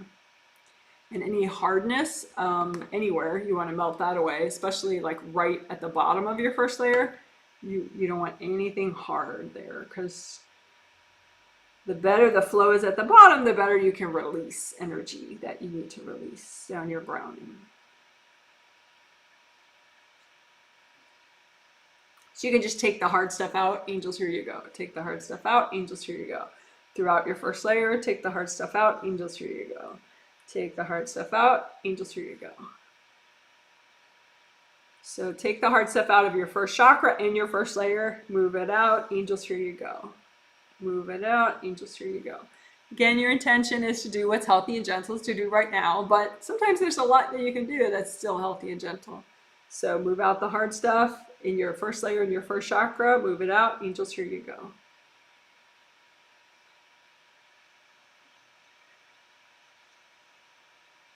Oh, and especially you can unblock behind your head in your first layer. I was noticing there was extra compression back there. So behind your head in your first layer of your aura, right? Because you want to lean back and just feel courage. Lean back into your courage, right? So if you're leaning back into like blah, all this energy blocks and weirdness, that's not going to be very comforting, right? You're not going to feel super safe if you lean back into a bunch of energy blocks, right? So just wash all that out behind you so that you can lean back into a safe courage, boldness that, you just feel like, yeah, I'm ready for my life, right? So just comb through the back of your first layer, especially behind your head and your shoulders, so that you can lean back into courage and safety. All right? You deserve that.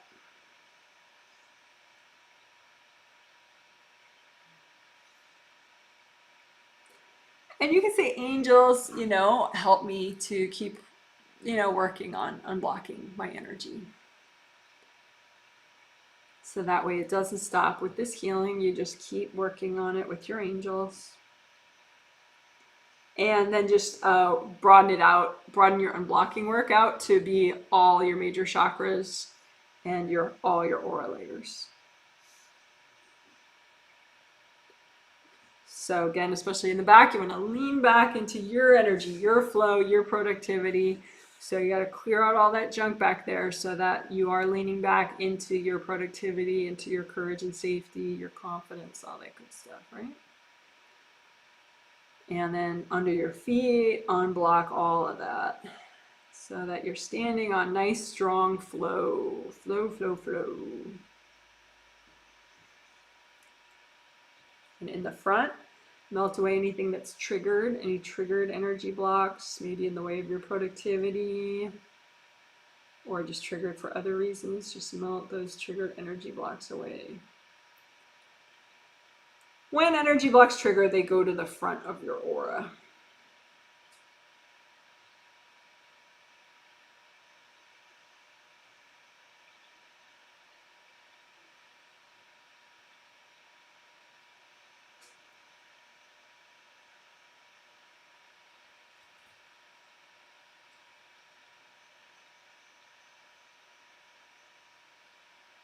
So again, next 6 months, right? So what energy blocks could be really good to clear right now that would help you be more productive and more, have better quality of life overall in the next 6 months. So move out the energy blocks in your way in the next 6 months that healthy and gentle to clear right now.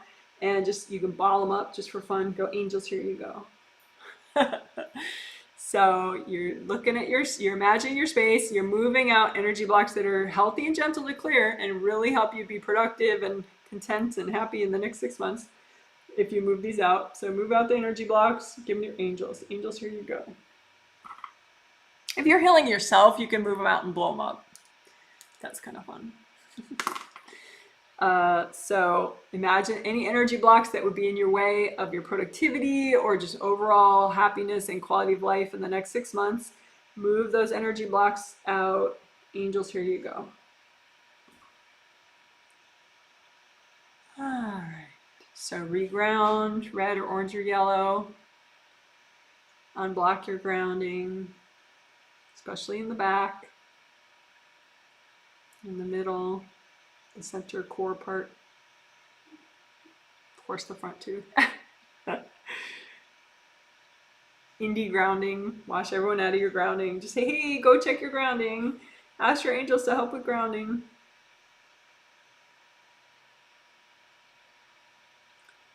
All right, redo your gold buffers. And just say, angels, can you help me to finish up this healing? Can you give me a healing on my productivity?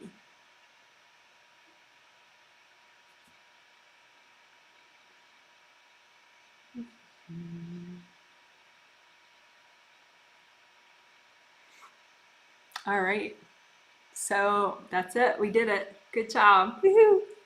The healing is done.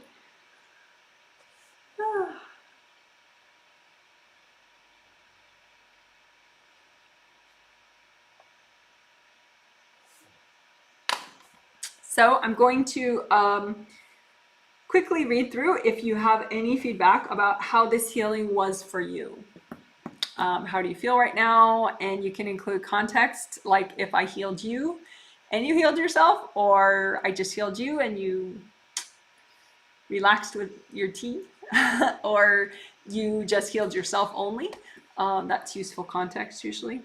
If you have a follow-up question exactly about something I said in the healing, about a technique that we were working on and I was discussing, that's fine too. I'll try to fit that in. But then I'm going to take a break and then I'll come back and do a separate Q&A live stream where you could post a question about anything, one per person. Okay. So let's see. Someone says, oh, hello, I am tuning in late because I was being productive. Excited for this healing. That's great. You see, isn't that nice? It's videotaped so you can hear the intro later. Someone's giving me very pretty emojis. Thank you so much. That's kind. Someone says, just in for quiet time. Yes, just in time for quiet time.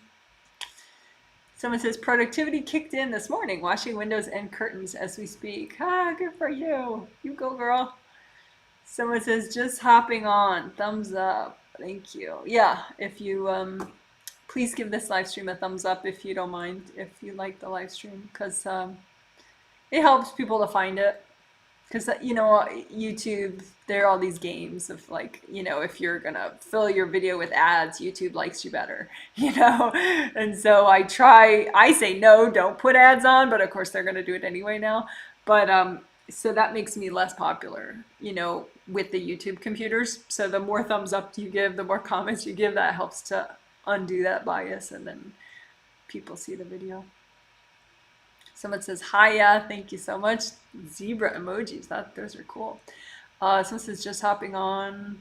And then you had an inner child question, which the angels had me read right away. Someone says, can we heal the wound that we experienced as a child so these inner parts can come in? I mean, that's essentially what you're doing. By healing the wounded inner child, you're healing whatever happened to that person, that part of you. I guess what it's sort of like, you know, potato, you know, if you prefer to just heal inner wounds that are in the way of your productivity, that's possible. It's just that I think sometimes the inner, you know, for example, like say you're trying to get approval from your mom, you know, just saying hi to that part of you that's stuck at, you know, 7, trying to figure out your mom, you know, that can be really powerful, you know, just to heal that part of you. with this exercise in this way. So it depends. I mean, I think though, healing inner wounds that, cause you to seek approval rather than doing what's right for you, is a great thing, and so that could be a supportive technique that you use in addition to inner child's work. I think in this case, maybe both would be good, but I wouldn't skip the inner child work for you in particular, and so it depends, at different times, one or both would be nice. Hope that makes sense. Someone says, beings are distracting me massively throughout this healing. So clearly I really needed this healing. I'll do it again tomorrow when I'm less triggered. Yeah. I think though, hopefully that if you did the inner child part, I mean, I did it for you because you paid for the healing. The inner child part that I did right after you posted that question, hopefully helped you to be less distracted. But yeah, giving it a day too is a thing. I mean, some people are really different. Some people, they always like the live streams are like, oh my gosh, this is the best thing I've ever done. And some people, maybe like they get just too triggered. It's just too, it's just like disturbing because it's like, oh my God, I need this so bad. And then it's like, no, I don't want to do it. So all the resistance perks up. So, whatever. Either way, it's on a video, so you could certainly just give it a day and try later. Someone says, can similar work be done for past lives, ancestors? Maybe inner childs can be organized by most fearful, most shameful, most sad, most angry, most lonely, etc. Sure. It depends on how your brain works. For some people, that would be like, it's like some people love math and some people love poetry, so do what works for your brain. But yes, that is legitimate. If, for example, say you have issues with, like just an example, say you have issues with, sexual inhibition, sexual whatever, like you feel numb sexually and you're like, yeah, that's not working for me anymore. So you can look for some inner child parts of you that just numbed out. For whatever reasons. It might have nothing to do with sex, that those parts of you numbed out, because second chakra is emotions and sexuality and sensuality. So it could have been something that was just an emotional event before in some past life that is causing you now to be, numb sexually or, whatever, just an example. So yeah, if you want to do targeted inner child healing, by, say you have an issue with anger, targeted inner child healings for angry inner child. Yeah, sure. The thing is, it's a funny thing though with inner child work, sometimes how it affects you now is really different. So like, for example, you could have an inner child that's scared, that, stuck inner child that's scared, that makes you not want to go to bed at night. So you stay up really late, but you could also have an inner child that is really angry, that makes you not want to go to bed at night because, back then it was like you were resisting authority and you're like, no, you can't make me go to sleep, So it's sort of seemingly irrational, like generally how inner child stuff can affect you now. So like, overeating could be affected by inner child's feeling all sorts of different ways, or productivity, you could be afraid of something, you could be angry with something, you could be shameful of something. So maybe focus, it depends, but you might feel the fastest results if you focus on the issue you have now, like say your issue is, you can't do your taxes and they're due in 10 days. And it's like, what's wrong with me? So you focus on the inner child parts of you that are in the way of you doing taxes, or whatever little issue you have. So, in the inner child parts of you that are causing comfort eating because you're gaining weight, it's like a really big deal for you, so because it could be, it's not always so rational how, an inner child feels and how it actually affects you today. It can be all sorts of fascinating little twists and turns. So I hope that makes sense. But your earlier thing, you said something about ancestors. Can similar work be done for past lives, ancestors? I'm not sure what you mean. You could specify under a video at some point if you want, post a question. Like ancestors meaning like say your grandmother, can you give her an inner child healing? Can you give her a healing? Yes, I would get more present before you heal people that are in it. First of all, like okay, say your grandmother, you know, if she's crossed over already, she's in heaven, she's got access to the best healings available. You know, heaven is awesome. And they can hear, you can hear angels perfectly when you're in heaven, first of all. So yes, please. And you have access to any angel instruction that you want, that you're ready for. You know, you get to watch your loved ones that are still in their lifetimes, but you also get to have all these healings and you know, it's just amazing. And you get, it's like a vacation too from your burdens when you're in heaven. So typically your ancestors actually don't need healings from you. They're doing better than you are. You know, because you're in the life. You're, you know, facing your challenges right now. They're on vacation. So it's rare that an ancestor actually would need a healing from you if they're, you know, in between lifetimes and in heaven. Usually they're pretty rocking.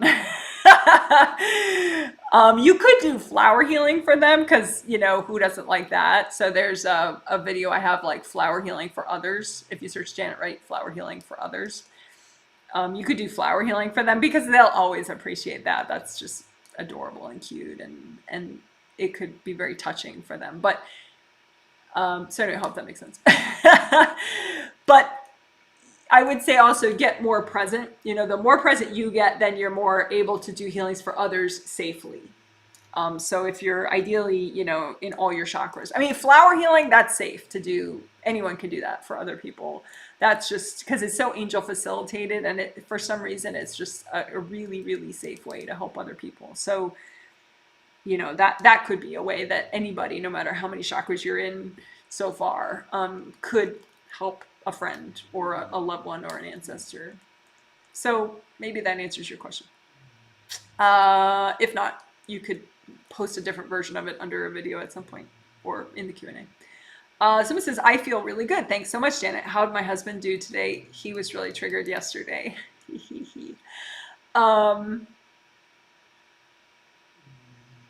Yeah, you know what? I think that actually didn't have much to do with the Friday healing, but more to do with still the after effects from the healings last month in September. The two different sets of healings helped with emotional clearing.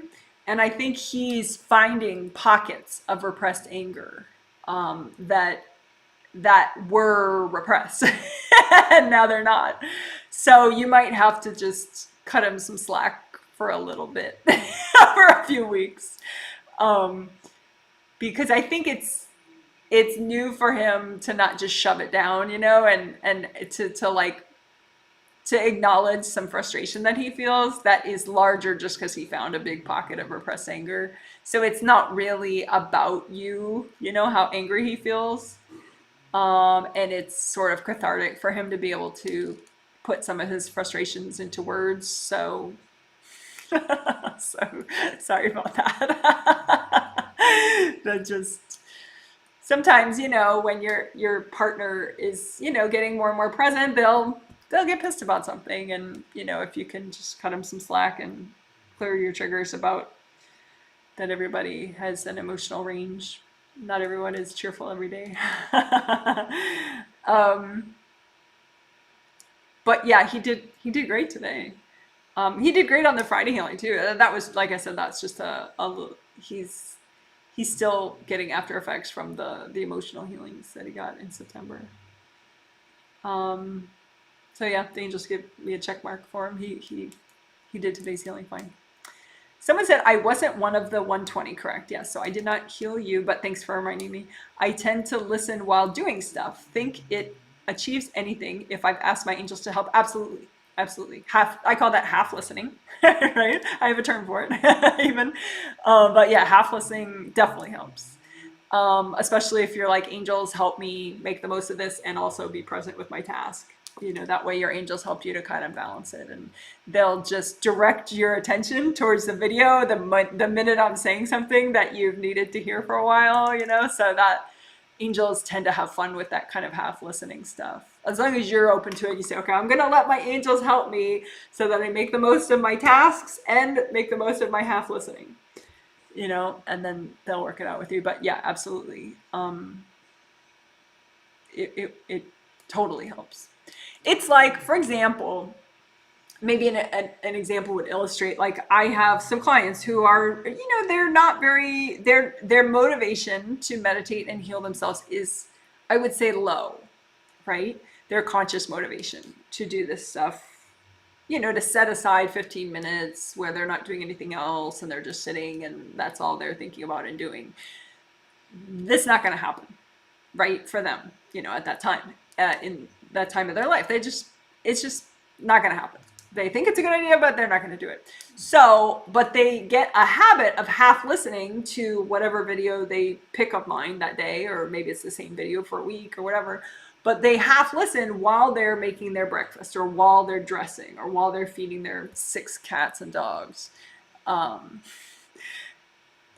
And I've looked at, you know, someone who went from no meditating at all to half listening meditation every day. And it's like night and day. It affects them. It helps them so much more. You know, of course, then focused meditation where you just sit your butt down and that's all you're doing helps even more than that. But there's a huge boost between not doing any meditation, not listening, not half listening, and doing regular half listening. It's just like, it's a very dramatic improvement that I've seen in people's energy. Like, and I'm like, what are you doing? And then they're like, oh, I listen as I clean, you know, every day. You know, it's the consistency of it too. So anyway, so I hope that helps to answer your question. Someone says, clearly this healing worked on your productivity because you finished on time today. Hee hee.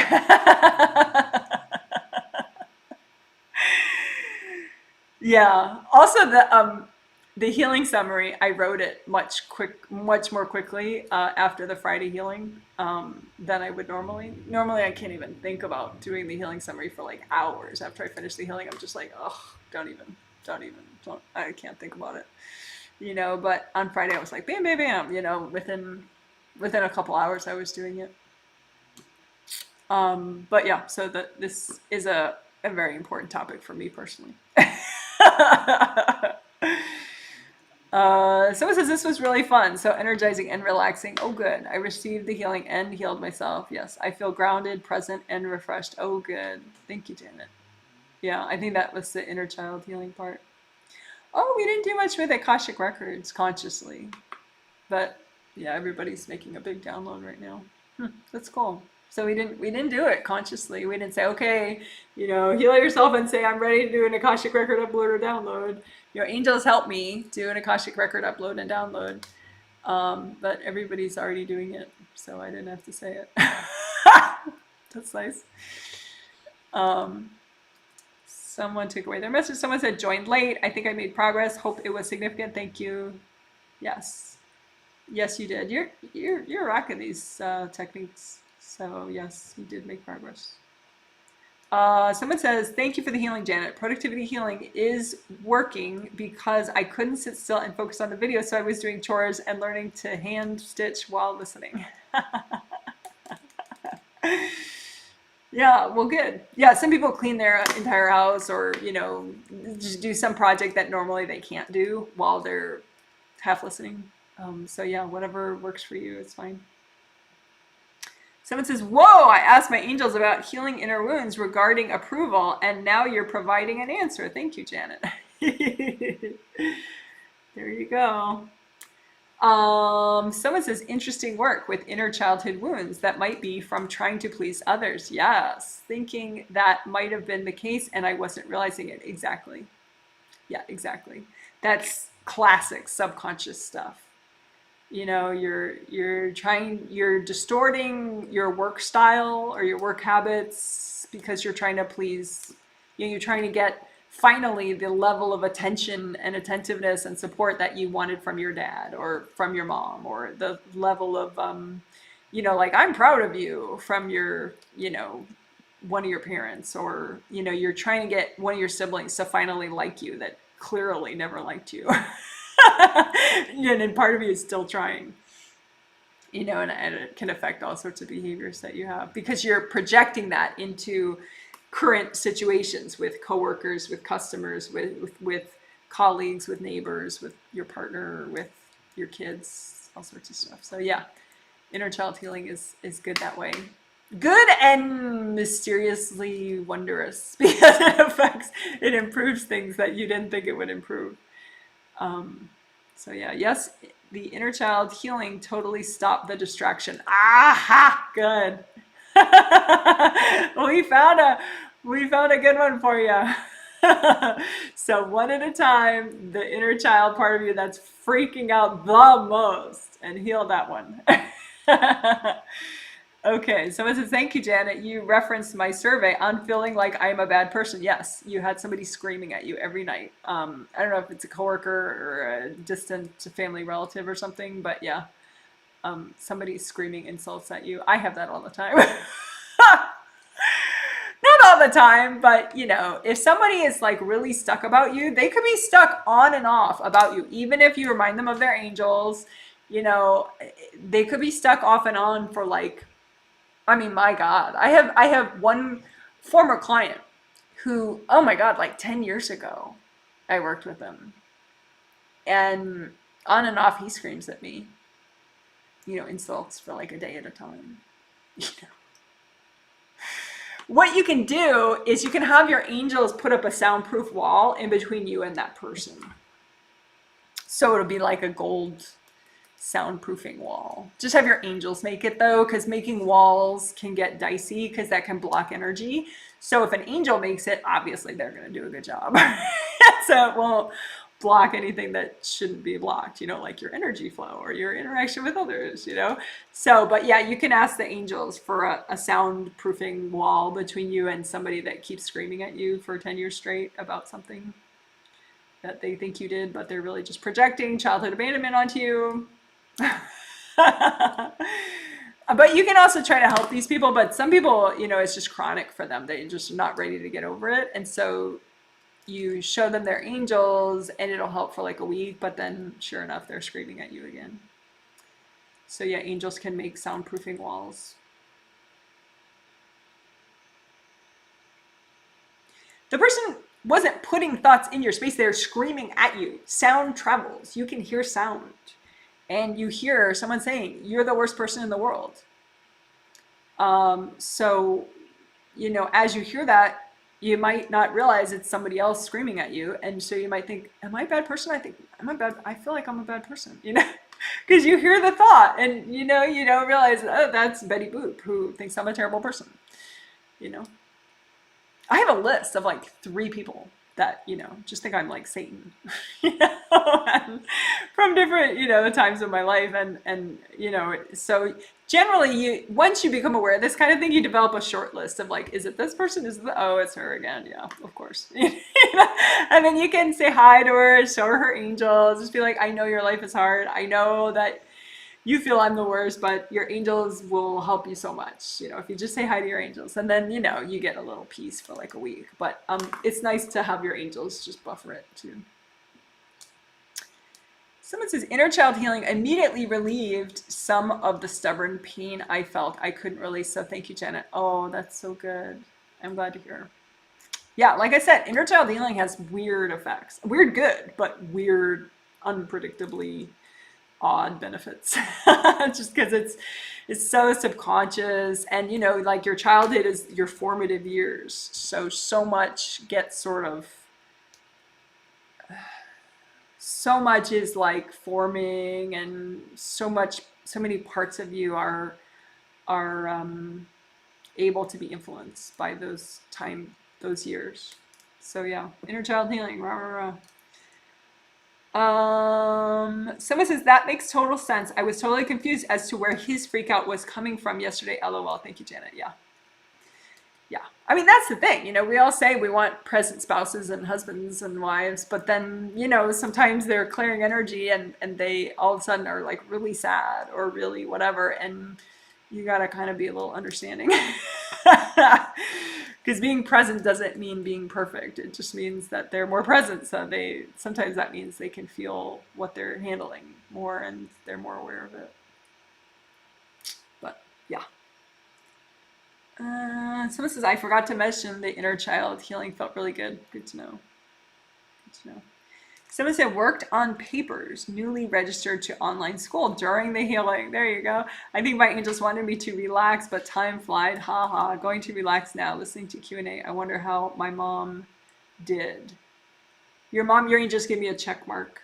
She did it. The inner child healing was huge for her. She's never done something like that before. So that was really huge. You can remind her just like a week from now, 2 weeks from now, or whenever you want, or even now, later today, you can say, hi mom, your angels can keep working with you on inner child healing if you want. You can just say, angels, help me heal my inner child.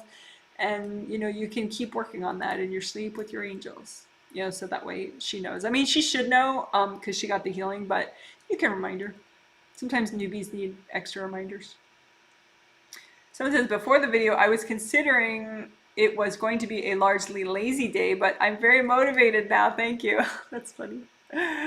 Well, that's good. Someone says, I was so exhausted this morning. LOL, I half listened and slept, but I felt very jovial after doing the first layer clearing. Interesting. Very interesting. Well, now you know. First layer, you can rock that whenever whenever you need a boost, an energy boost.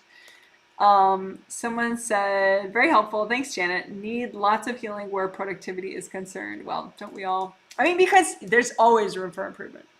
But yeah, maybe you're saying you have no productivity, but yeah, productivity is a very big quality of life kind of thing.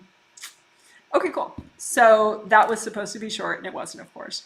But now I'm gonna stop this live stream and take a break, and then I will do an actual Q&A live stream that is supposed to be all about answering questions, one per person, for that Q&A. And if you want, you can post your question before the Q&A starts. But don't write a book like a million comments. Just try to be concise. And if your question involves me reading you, and your YouTube ID doesn't imply your name, put your first name and last initial in the comments, because that helps me read more accurately. Okay, all right, so I'm gonna stop this live stream. You guys are amazing. And I'm gonna take a break, like I said, quick break, and I'll start the Q&A in like 10 minutes or so. Alrighty. Thank you so much. Congratulations. I'm working on your productivity. You're amazing. And remember, you can work on this more with your angels. Just say, angels, please help me with my productivity. Okay.